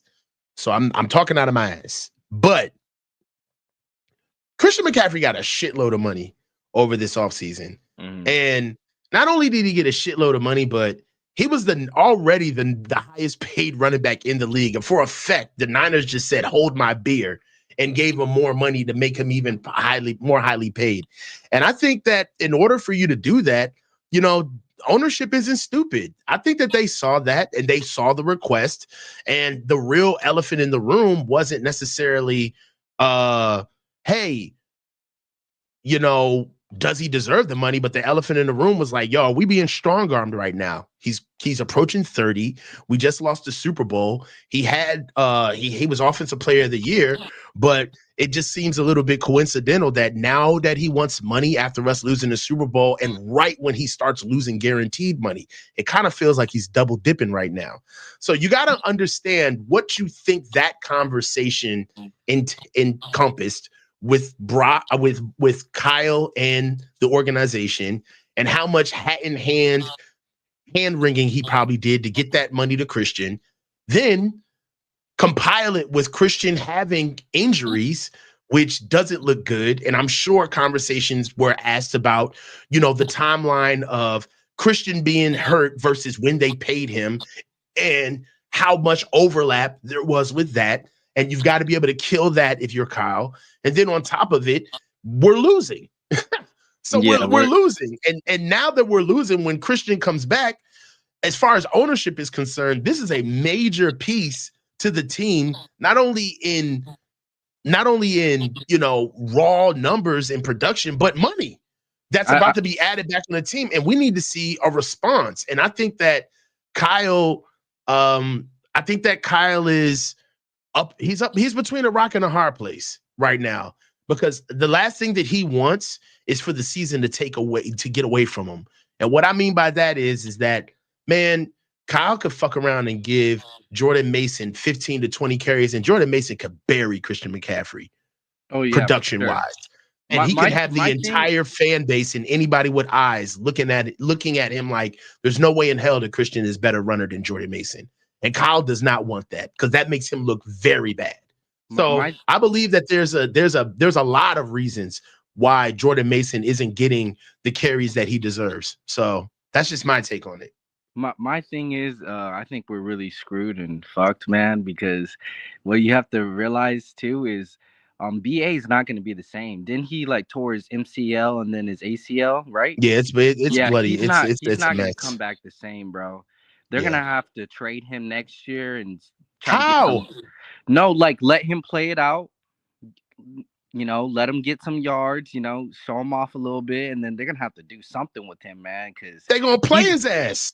You think so? Yo, let me tell you something right now. That is a bridge that we'll cross when we get there. But one thing is for sure, two things are for certain. Nobody is trading for Brandon Ayuk fresh off that injury. He is playing I know that, but for the 49ers. I'm saying when he gets his reps in, they're going to probably trade him. I think they will. Because I don't think he's going to be the same. 4-year deal. It was a 4-year deal, right? 4-year deals, $20 million for 120. No. It was 30 million. It was 4 years, 120 for 30 million a year, I think. And then Debo too, bro. They better not sign him, dude. Well, Debo's on the hook for next year too, and he's got a $28 million cap hit. Bro, he's played 8 games. What, 8 or 9 games and 1 touchdown, bro? I think we're gonna have to eat it. Bro, we're gonna have to eat Debo's contract next year. That's embarrassing, bro. And then 7 games, Brandon Ayuk, 0 touchdowns, bro. You're making this shit bleak. You're making shit bleak. Okay, I'm just keeping it real, bro. You're killing me, J Money. I'm keeping it real, bro. You know the truth, man. Come on. I know, man, but you're not helping. And then Kyle doesn't use Ricky Pearsall, man. His first game out when he got targets, he had 47 yards all the way to the house. And he don't use his rookies. Jacob Cowie, when he saved the game in the Chiefs game, bro. Well, Jacob Cowie's been hurt. You have to recognize that. Jacob Cowie is coming off of concussion. He was throwing the ball to Ronnie Bell. I love this. He gave him 2 or 3 targets? Those could have went to Jacob Cowing, bro. Come on, man. All right, I'll give it to you, Jay Buddy. And then he released it. And then today, okay, what else do you want from me? Today he decides to release Ronnie Bell. That's crazy, man. Look, do you have any solutions, Jay Buddy? You're coming up here telling us everything we know. My biggest solution is if we get T. Higgins next year. Let's get T. Higgins. Give me T. Higgins. I'm gonna need him. Trash take. We are not getting T. Higgins next year, man. Give him that money. Crazy. We're not gonna. Hey, listen. What the fuck out of here? What are you talking bro, about? We're not gonna pay Brock Purdy. He's not getting 50. He's not getting 60. He's gonna get like 40, probably 35. So that gives us some cap space. We got to pay Dre Greenlaw, and then after we pay Dre Greenlaw, we're gonna have to pay T. Higgins. We got to get T. Higgins. He can create separation, man. You know it too. Hey, dog, you know what, J Money? Name me three wide receivers that can create separation right now in the Niners. I would say George Kittle. I said wide receivers, not tight ends. Give me wide receivers. You got me stumped right now. It could be Jacob Cowing. All right, maybe a little bit of Juwan Jennings and maybe a healthy BA. That's 3. Stop busting my balls. Give me a prediction. Hurry up. Get out. You're over here busting my balls on my own channel. Give me a prediction. My prediction is the Buffalo Bills are going to tear that ass up, man. They're going to be throwing the rock. I already know they are. They're going to, because the 49ers are not going to expect it. Their pass protection is terrible. They're not going to have Lenore in there. And yeah, and you're going to have Yadam out there. He's going to be looking dazed and confused, getting, you know, one thing, I'm glad that the Niners fans have a sense of humor. I feel like I've ushered this in. But hey, look, J Money, I love the call, man. Give me another call, bro. All right, you too. All right, Trav. Bro. Max up next. Trav, what's good, brother? Oh man, how was your Thanksgiving, bro? Dude, phenomenal. I think it's phenomenal. People say that. I always make fun of people. Like George Kittle every time. How you doing? Phenomenal. There's no other way, Everything's great. Yeah, y'all. Yeah. How you been? What you got for me, brother? Everything's always great with George Kittle. Always. Which is a cool outlook. He's having fun.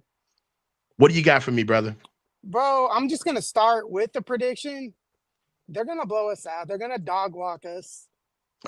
My son watched the last game, and he goes, "Tell me what he said. You guys have no fight. You guys are a bunch of overpaid, California surfer dudes, led by a California surfer dude on the defense." He's like, man, your players have given up on their leadership. Nick Sorensen does look like a beach bum. Seriously. Oh no, I think he actually talked about surfing and stuff in the offseason. Yeah, not a good look if he did. He's playing into the stereotype. Seriously. But, come on. I might as well crack open a 40 and smoke a blunt on camera. Like, come on, man. You might as it's too easy. You're making it too easy. During the press conference, too. Mm-hmm. But, man, 40 to maybe 10. 40 to 10? Dude. God. Shanahan, we'll be playing with 11 players on the field. He does not learn from his mistakes. He does not. So you just think that it's going to unravel? Yeah, I do. That's the vibe I get. Dude, I went through the whole era after Harbaugh, Tom Sula, Chip Kelly, Terry, all those guys, man.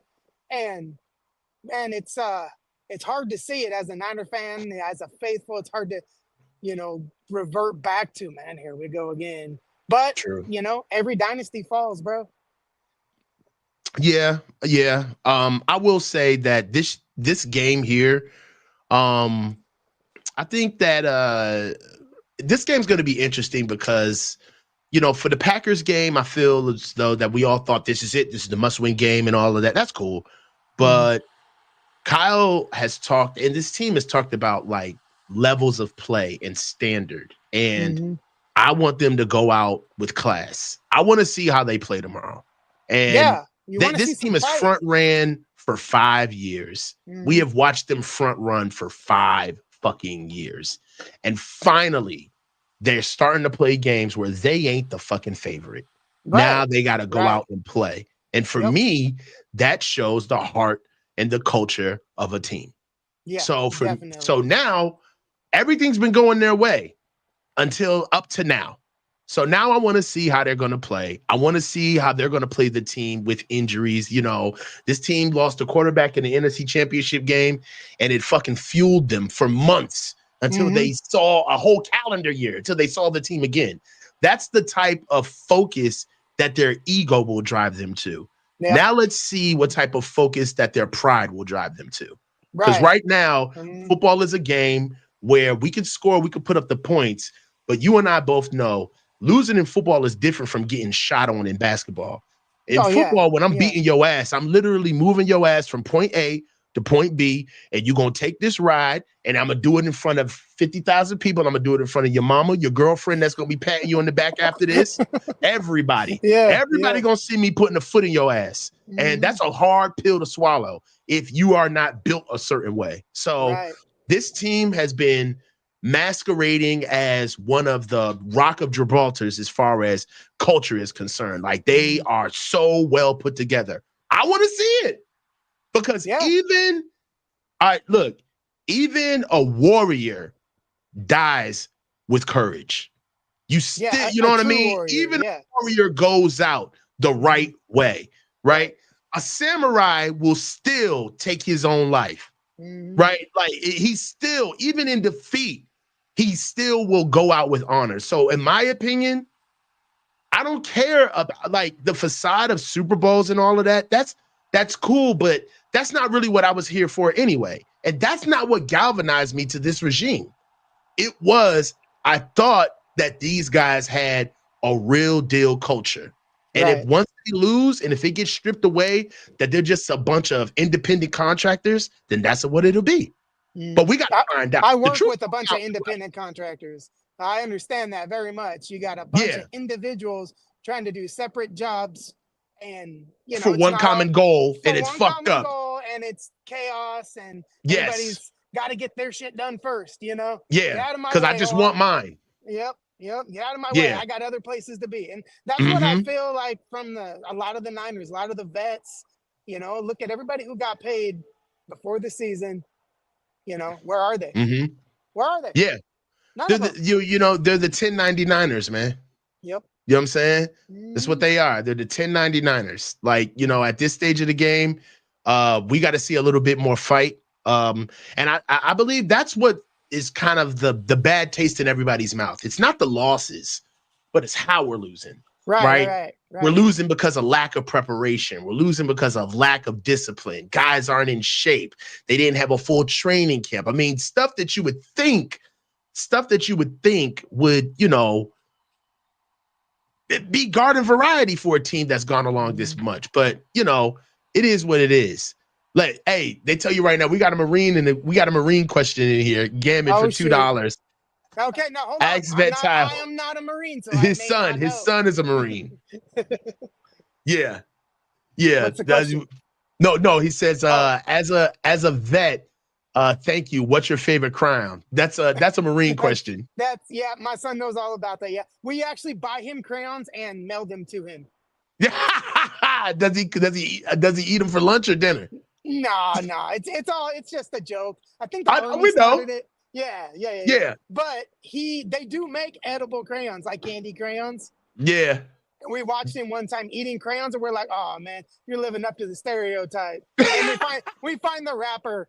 It's a bunch and his favorite color is red, so it would be the red crayons. Oh, awesome. So, hey, man. Yeah. So you got a prediction, man. We're closing out the year. Tell me a plan. It feels like it's over. Like a legit closeout. Yeah, I think that this will be this is the autopsy. This is it. So next week we'll by Sunday night, Monday morning, we'll know exactly what type of team this is. Oh yeah. Even if they lose, we'll talk we'll tomorrow know about it too. We'll talk during the game tomorrow. During we will be talking party, for sure. Oh hell yeah, watch the watch party. Oh yeah, definitely. Hey man, Trav, thank you, love bro. the call. Oh yeah, always. It's always good talking with you, man. Hey man, call back next week, bro. Oh, dude, totally. All right, man. I'll talk to you, Trav. All right, hey, wait. Where's the music? What's up? We got to dance. Hold on. Oh, I got you, bro. We didn't do it last week. I didn't do it last week, but I got you this week because you my guy. Let's get it. We gonna dance. We just go dance. We go jig. We just go jig. We go jig. Yeah. Oh, man, they're looking at me crazy. What's this head bobbing over here for? I'll holler at you, bro. Later, bro. All right, bro. Talk to you, Trav. Max, did CJ Ruthless? Then the rest of these miscreants who came in after CJ Ruthless. I'll get you out the way anyway. Mansatore, Lamont, and SGS Sports Talk Channel. Max, what's going on, brother? Yo, what's going on, Coach? Yo, what's going on? Yeah, so I kind of feel like you mentioned before the offensive line, it just ain't good, and I'm gonna like the Detroit Lions. They got like a top 15 QB, but they got the best O line in the league, and guess what? They 11-1. So I just feel like the 49ers not investing in the offensive line, and then Kyle Shanahan abandoning the run, even though he loves running the ball in the Super Bowl, like him abandoning the run in the Super Bowl. Those two reasons are, in my opinion, are even bigger reasons they haven't won a Super Bowl aside from quarterback. Mm-hmm. All right, so we already know that the offensive line is something that they need to move forward to, even more so with them moving off of what I would call the most talent-rich offensive line draft class in the past 20 years. That past last draft. So it's not a Niners issue, but it's a Kyle Shanahan issue. He just doesn't. He doesn't value. He doesn't value the position. What do we do moving forward? Do you keep Kyle? Do you move on? Are you ready to change some things inside of the coaching staff? Yeah. What are we doing moving forward? I kind of feel like I wouldn't be opposed to firing Shanahan a year early than a year too late. So I wouldn't be opposed to moving on from him this offseason instead of waiting another year where you're probably not gonna make any significant playoff run. And so I'd prefer move on from him and get a new coach, and the new head coach you bring in hopefully he's someone who would draft the offensive line and kind of build it up. Okay, awesome. Look, hold on, my audio's tripping. Hold on, y'all. Hold on, they said my audio's tripping. Is it better now, guys, or is my audio my audio was tripping? Is it better now? Can you hear me, Max? Can you guys hear me good through the YouTube stream? My call is right here. Am I coming through clearly, guys? CJ, am I coming through clearly? Max, am I coming through clearly? Can you hear me? Hold on. You said my stuff is janky. Oh no. Janky. It's terrible. Scratchy. Hold on. What's going on with my audio? Hold on. I think it's better now. Is it better now? Hold on. You said I sound like an Aqua Ranger. Is it better now? Is my audio better now? Max, can you hear me talking? Max, you got me? Hold on. Oh, it sounds sped up. Well, hold on, guys. Let me go ahead and change the audio. Switch out the old audio. Hold on. No, it's still better than Kyle's play calling. You guys are hilarious. Hold on. Yo. Hold on. Yo. How about now? Can you guys hear me now? Is it better? It's still bad, CJ? It's not something I plugged in all the way. What the hell just happened? Hold on. Kyle hacked the stream. Hold on. Wait a minute. Hold on. Hold on, guys. If I back out and I don't come back, I love y'all. I love every last one of y'all. Hold on. Hold on.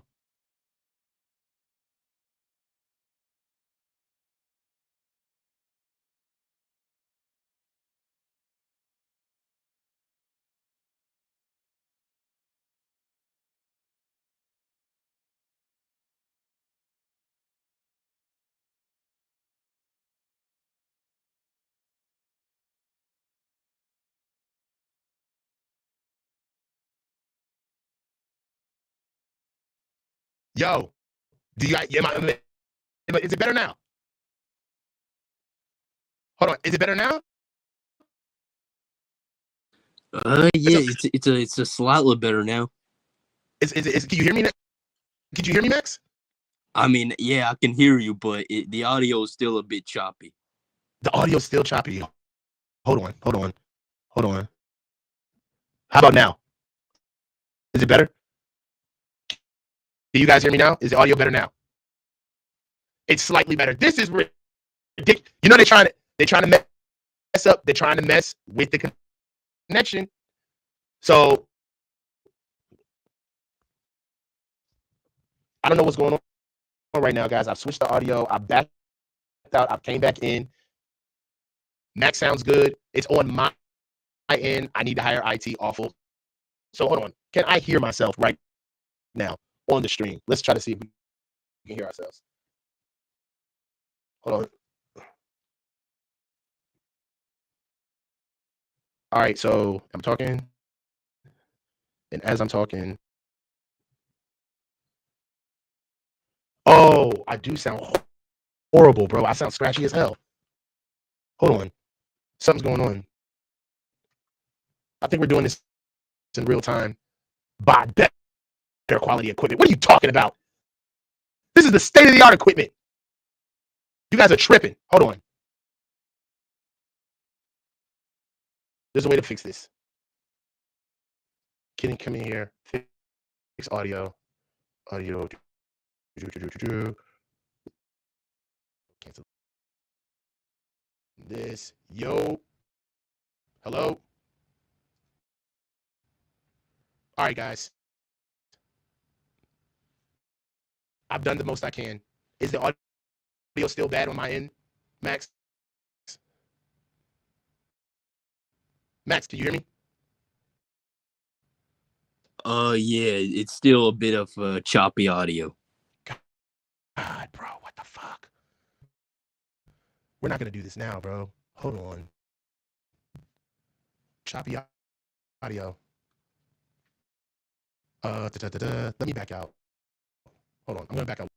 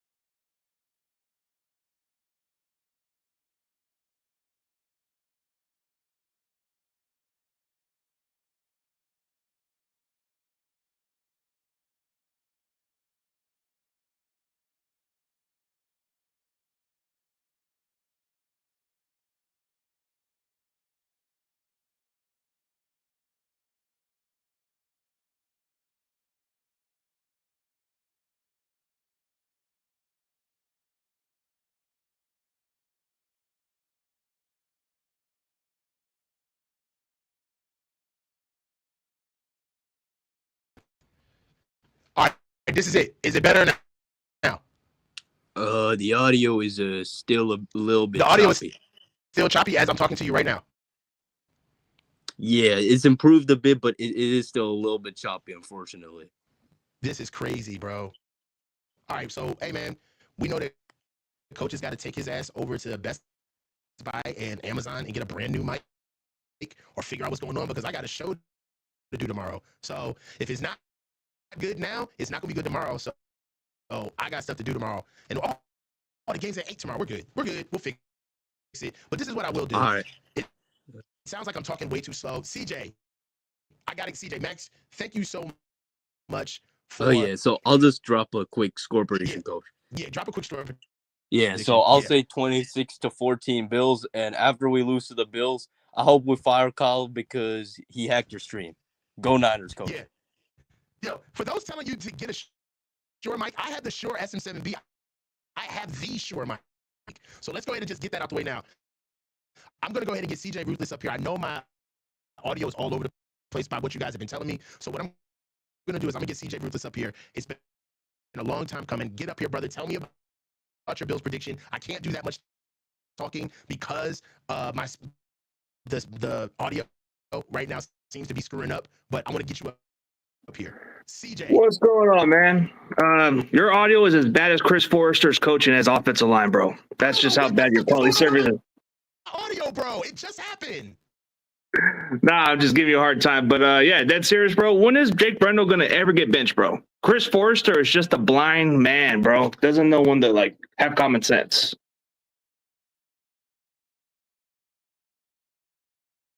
Yeah, I can't hear you. Yeah, it's not gonna happen. Literally, I'll tell you this right now. Hold on.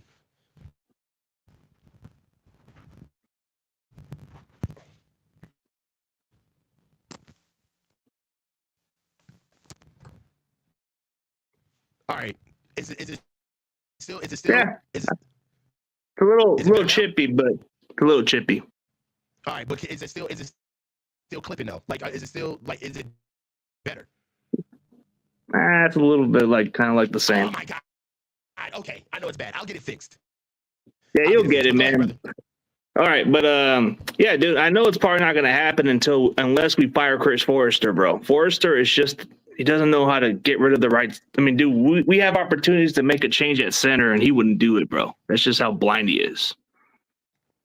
No, I don't think that it's up to Forrester. I think that it's up to what he signed up for. I think one of the biggest things is that he said it himself. He said in front of the media that he likes being able to prioritize picks and assets on skill guys. I think that's a company line. I don't necessarily think that that's something that he actually meant. Do you? Nah, it's pretty obvious. When he was in Miami, Brendel was there. He followed them. You know, like that one job where a guy gets let go and goes to another company, he'll take the other guy along. That's what Brendel is. He's a follower. Yeah, I mean, I believe that he got signed on to get on with Coach Forrester. It's somebody that they've known for a while. Yeah, continuity, but all that stuff. But yeah, as far as the way we're playing, Brock Purdy may give us a little bit of a fighting chance. Unlike Brandon Allen, I would like to see Josh Dobbs out there. Maybe we would have something to bring to the table. But honestly, Buffalo's just coming off a bye, man. They're more fresh. Yeah, they feel good. They're ready to knock us out, man. Give me your prediction. I don't want to talk as much because obviously my audio is killing me right now, bro. So I don't want to go too much further talking. Right. Oh, they're saying that it's better now. Oh, it is? Oh, okay, I can hear a little better. Hold on. Yeah, it sounds a little bit better now. Go ahead, CJ. Go ahead and talk and I'll just work on it. Well, it's been a long overdue, man. I know we'll work on something on my show down the road, man. But let's just say this, man. If we're gonna beat Buffalo, we're gonna have to be well disciplined. We gotta stop committing stupid offensive penalties, and that comes with being consistent. Special teams has been our downfall. That's what's cost us games all season. Is special teams. Definitely. I mean, my thing is that they just got to figure out what they got to do with Brian Snyder, man. I mean, he's got to go. I don't understand why.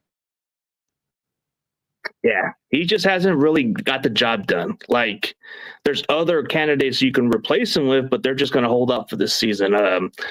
You know, I'll say this: Nick Sorensen, he'll probably get a pass for next year because it's still learning curve with the guys we got. So I don't know. It seems like that's what they're going to stick with.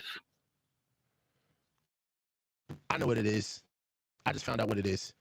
It's the connection. It has nothing to do with my computer, but it has everything to do with the connection. It happens with mine too. Yeah, it happens with mine too every now and then. But yeah, speaking of our lineups, dude. Okay, so you want me to give you a score prediction, or we can still go on for?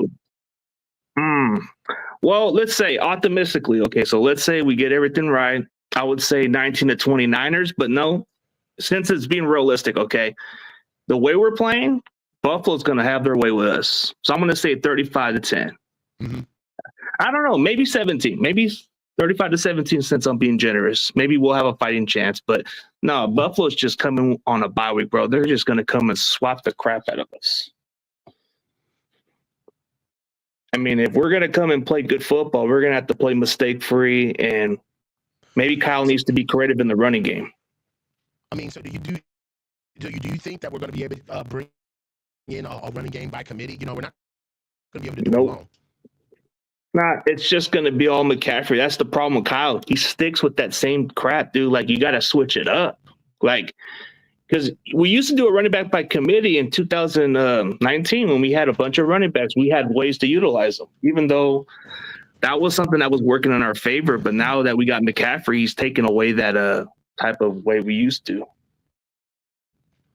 Yeah, for sure. Hey, look, man, CJ, we got to get on for another call. I hate the fact that this audio is messing up. I'm listening to it in my ear as we're going through the show, and it's absolutely brutal. Lamont, SG Sports Talk, mandatory. All right, man. Guys, but I can't push. It's all good. It's all good. I'll give you quality. I can't do it. Yeah, it's all good. I'll hit you up another day, man. Hit me up another day. Get on here, man. We'll talk about it, guys. All right, got you, man. I need to get this stuff handled to make sure that this shit doesn't happen for the call-in show tomorrow. So look, guys. Hey, right now I don't know what's going on with the call-in show right now because it's the connection. I'm definitely wired in. But we're gonna be able to talk about this stuff later tomorrow, guys. Let me get to some of these super chats. Antonio Seabrook, $5. And remember Tony Montana squad? Yes. Gamon Brown as a vet. What's your favorite crown? We're good. And I hear it in my ear now. I sound good. All of a sudden, it sounds good now. All right, let's go. Let's look. Tavarius, how old are you? Mansa, let's try it. You do. How you doing, brother? Actually, I'm on tour for PBS Children's Story. He don't know he online. Lamont, what's good, bro? Lamont, you good?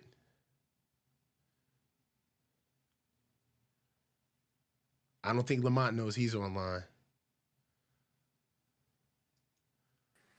SG Sports Talk channel. What's good, bro? Hi, Coach.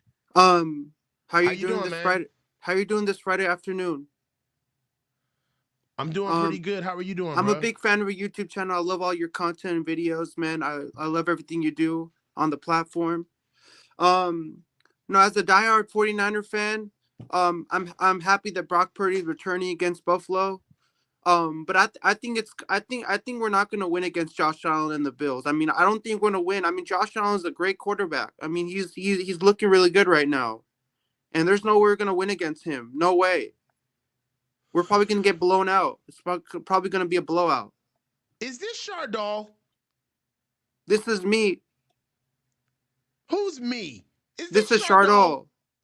I knew. Formerly known as SG Sports Talk Channel. How you doing, brother? How you doing, Coach? Hey, man.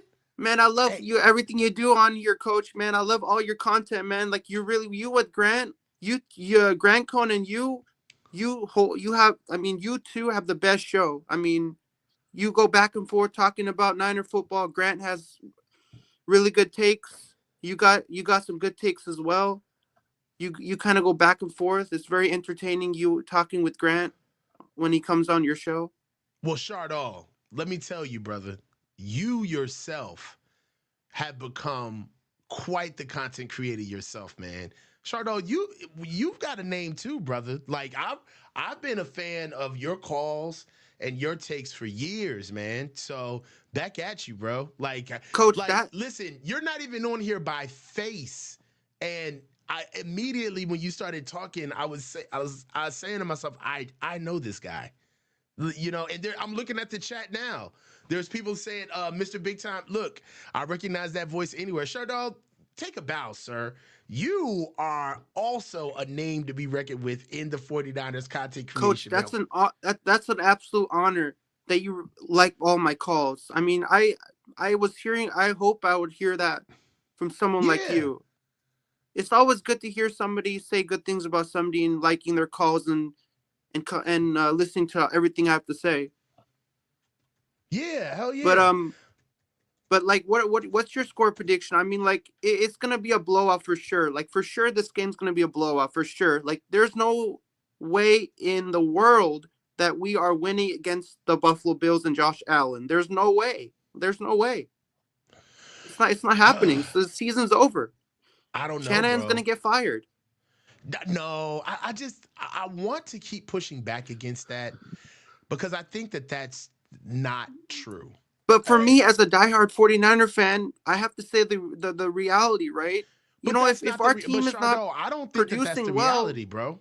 but if our team is not producing well, then it's I know I don't want to be like a pessimistic person. You're saying like everything's gonna go wrong because that's just not my personality. I always like to think the best. Like I came on Grant Show other day and I told him that I want to think the best what's gonna happen.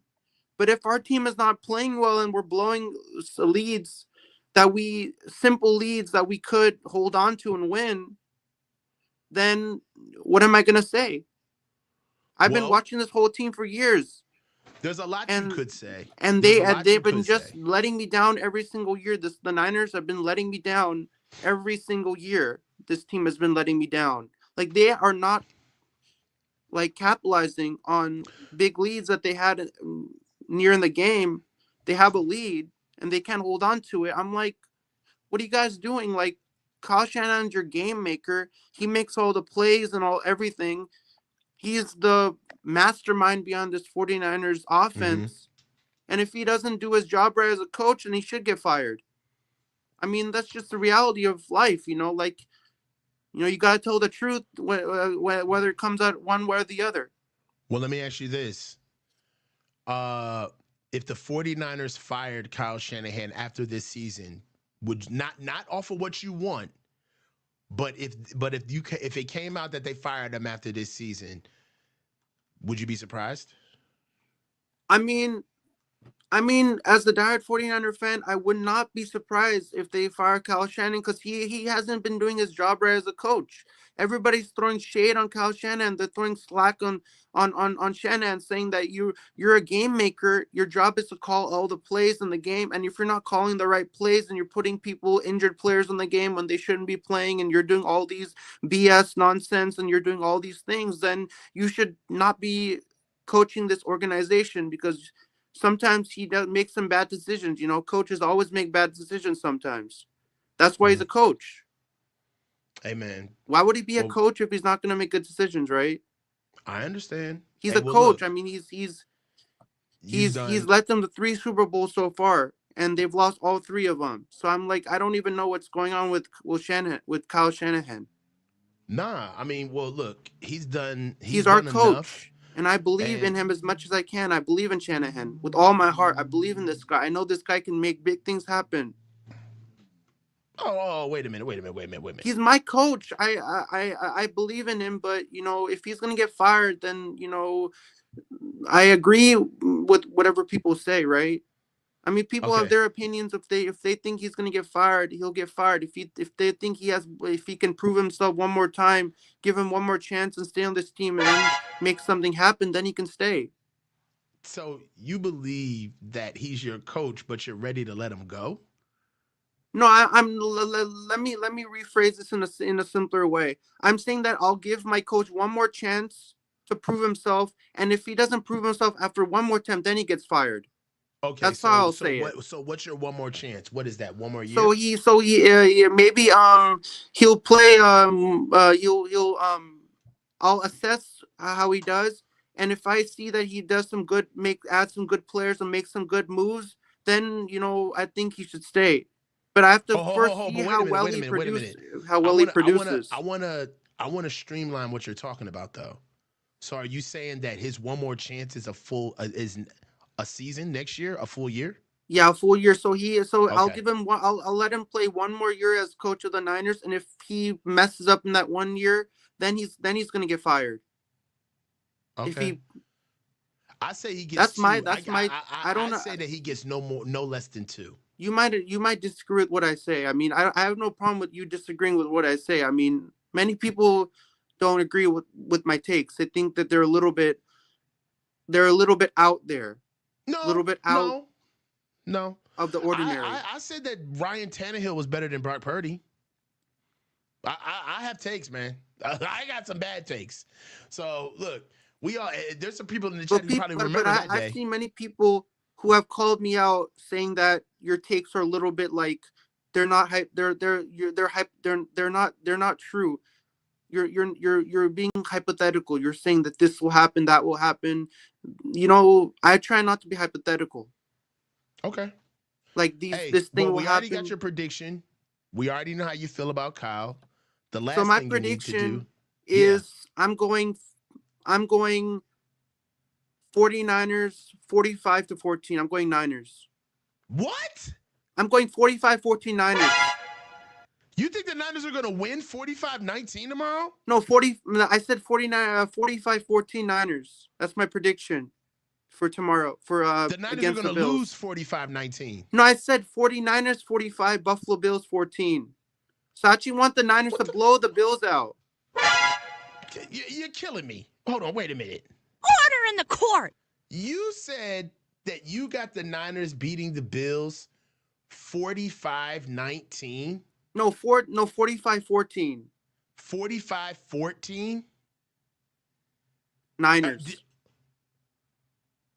That's how we roll.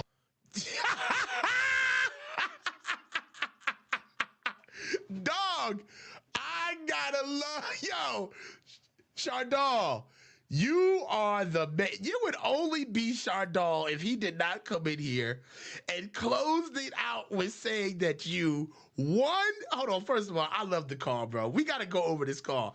One, Chardal says Kyle Shanahan needs to be fired. Two, Chardal says that Kyle Shanahan gets one more year before he gets considered with being fired or he's done. And then you close it off with, we're going to beat the Bills 45-14 tomorrow? Is that what you're sticking with, Chardal? That's my prediction. I'm sticking with it. 49ers 45, Buffalo Bills 14. I'm sticking with that prediction. Hopefully that comes out true tomorrow. In a snow-laden Highmark Stadium in Buffalo. That's my prediction. I'm sticking with it. If people don't agree with my prediction, then go to hell because that's what I think. You guys go to hell, man. That's my prediction, man. If you don't think that's gonna happen, we're gonna blow Buffalo out of the water. Josh Allen's not even gonna get. He's probably gonna have like 75 yards. No touchdowns, 5 interceptions. Brock Purdy, 550 yards, 3 touchdowns, no interceptions. Oh my God, bro. Hey, man. Dude, Brock Purdy is going to make Allen look like a fool tomorrow. You standing on business? Yeah. Allen's going to look like a trash can tomorrow, man, on the field. Josh Allen in the trash can. Hey, Chardal. Yo, you my man 50 grand, dog. Hey, if you ain't got a friend like Chardal, then you don't have friends, bro. You in your bag, dog. Leave Josh Allen and the Buffalo Bills on the sidewalk for the garbage truck to come and pick them up. Hey, they're going. The Buffalo Bills are going in the garbage truck tomorrow. They're going to take them over to the dumpster and throw them inside the dumpster. Get rid of them. Get rid of Josh Allen. Throw him in the dumpster. Hey, Josh Allen's going to be stinking tomorrow when he's in the dumpster. Hey, dog, Chardal, this was a fire fucking call. Hey, dog, love you to death, man. Please call in next week, man. I love you, Coach, man. I love your YouTube channel. I, too, am trying to get to 300 subs. I'm at 272 subscribers. I'm trying to get to 300. Dude, I would love to have you on my show, man. I would love to have you on my show, man. That'll be fire. If I get you on my show, that'll be absolute 100% fire if I get you on my show. Hey, I'll love to have you on my show, bro. Hit me up on Twitter at ToughUpFront77. Hit me up on Twitter, man, and then hit me on the DMs, man. We'll make it happen, man. Yeah, I hope you have a great rest of your day. See, I call in the Grant show. I call into your show. I mean, I try to call into much of these call-in shows, but this was a great call. I mean, I love everything you do on the channel. I hope you keep slaying it. I hope you and Grant keep slaying as well, man. You and Grant slay every single day he comes on your show, man. You know, but I hope you have a great rest of your day, and I'll call in next time. Thank you, Chardal. See you later, Coach. Have a great rest of your day, man. See ya. Man, Chardaw's the best, bro. You know what I mean? Chardaw's my guy. Mansa, close us out, brother. What's up with it, Coach? How you doing, bro? Hey, man. You know me, man. I'm chilling. You know how we do. Hey, yeah, I had you on at first, man. You was in here. You was on your Shannon Sharp in the background on the DM. I was like, man, let me get him off of here, bro. Yeah, no, I had my TV. My TV was too loud, actually, and I went up and turned my TV, and I'm like, man, is he talking to me? And I had to turn the TV down. So. Hey, close us out, man. How you feel? You the last caller, man. All right, man. So let's do this. All right. So as far as score prediction, depending on, I mean, it's really depending on the weather. I don't know how Brock's going to do with a wet and a cold ball. He has his problems with a wet ball, but what about a wet and cold one? So I don't know if it's going to be something that we continue to see, but I actually anticipate it because of the history. So if he's struggling with a wet ball, it's going to be a massacre. It's going to be 27-3. It's going to be a 20-point loss. So I'm predicting a 20-point loss for the 49ers in Buffalo. I think that the 49ers still have that sense of entitlement, and they actually need this ass kicking. They need to get their ass beat by 20 points so they understand, like, hey, we're not as good as we used to be. What do you mean by that? Because it's like you listen to their interviews and they act like, you know, their greatness is a light switch. And they can just wake up, you know what, we're going to hit the switch this morning. You know, we got everything in front of us. We can just hit the switch. Like, nah, bro, y'all been getting abused, beat on. You don't look good at all. You look overpaid. Some of you look old. Kyle and Brock seemed like the combination of Kyle and Brock, the league's caught up to you. Just like the league caught up to Kyle and Jimmy. It's not a matter of comparing Brock and Jimmy. It's just the combination of Kyle and Brock Purdy, the league's caught on to it. So, and I think that's what you're dealing with. But what I wanted to call in and talk to you about was the attraction of this franchise to a new coach. Like everybody wants to talk about, oh, we need a new coach. Oh, you know, we need to do this. We need to do that.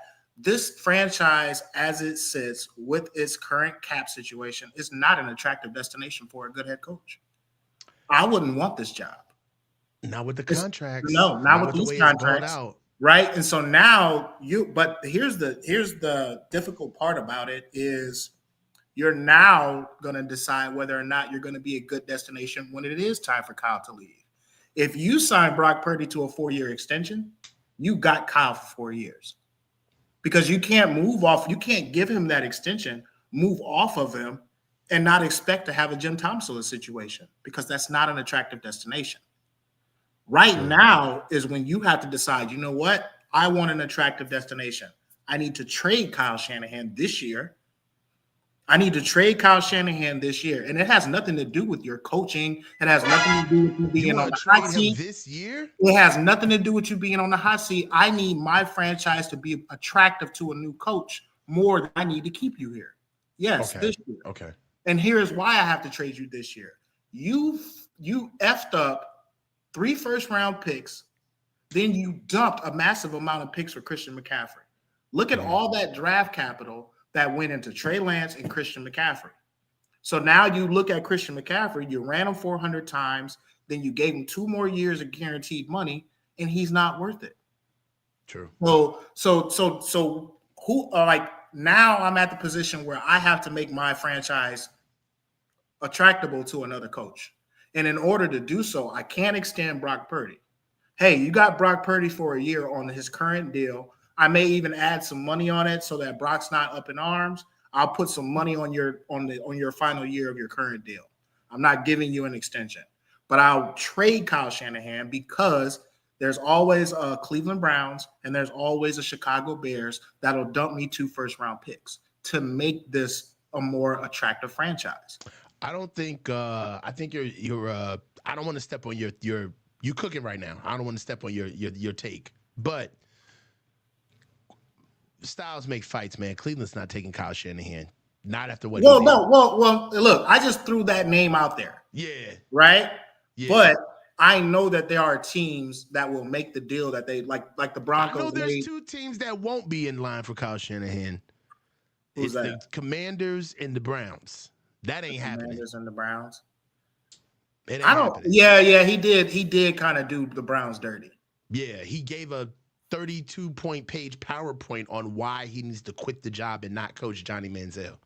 Yeah, well, you only think the crazy part about that is remember things like that.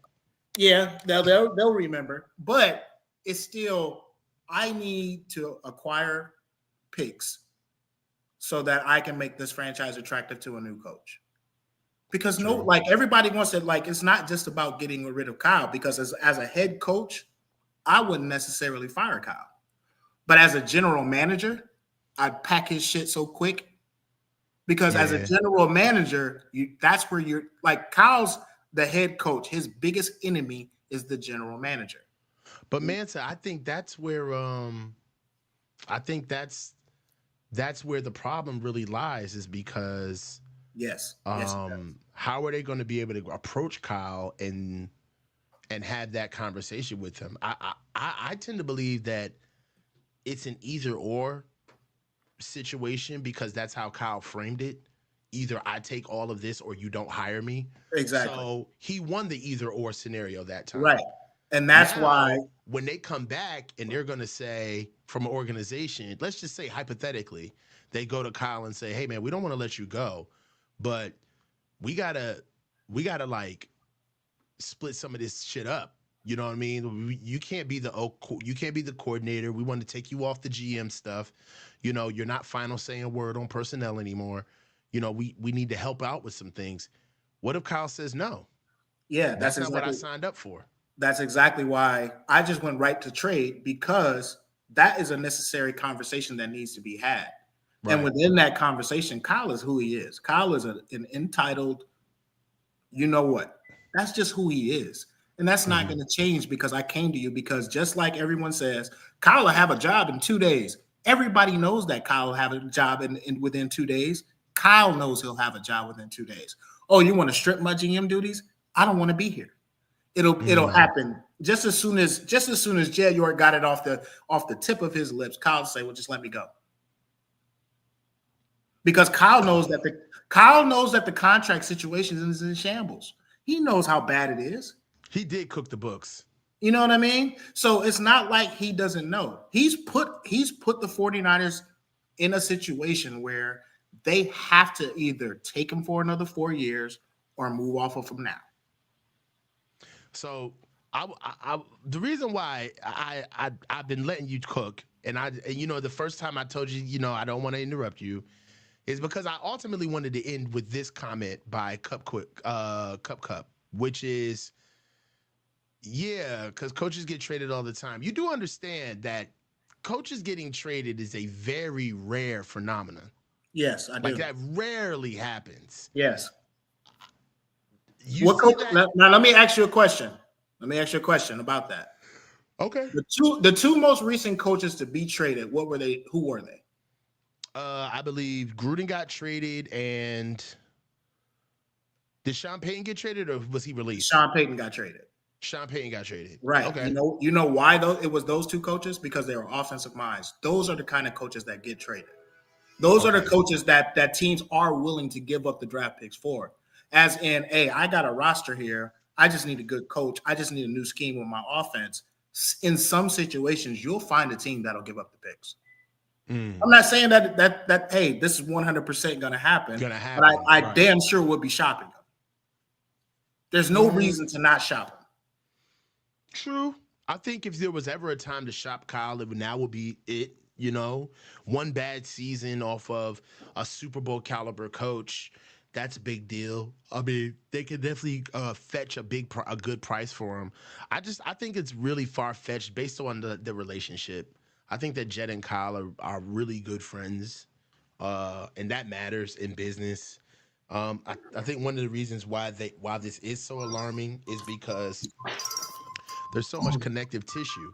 Right, they don't have things split up where Kyle's the coach, Parag is the money guy, John is the personnel guy, and the free agents. I think that they do a lot of overlapping, as most organizations do, but there are job titles, and I feel like because of that, being able to fire just Kyle, I don't think that he's an easy target. If you notice, like one thing that I will notice that I have noticed about Kyle throughout all of his tenure here as a head coach, he will find culpable deniability. When he thinks that he's gonna, like Kyle will never run a race on an empty tank. Right. He'll never finish a race on an empty tank. Never. Right. And that's why we won't ever win. Because sometimes winning races takes you finishing on fumes. You know, and you got to have that trust. Right. And another thing is, I wouldn't be surprised if Kyle just didn't bail on San Francisco before they fired him. That's true, too, to keep his reputation. But as a matter of fact, I don't think, I'll do you one better. I don't think that we would let him go. I think that he would resign. And it would be amicable, like mutual split. Right. And then that like would he force wouldn't get fired. They wouldn't hurt his career like that by saying he's fired. Right. Mutually parted ways. Yep. Mutually parted ways. But then in that situation, how we're even a worse, it's an even worse destination for a coach to come to.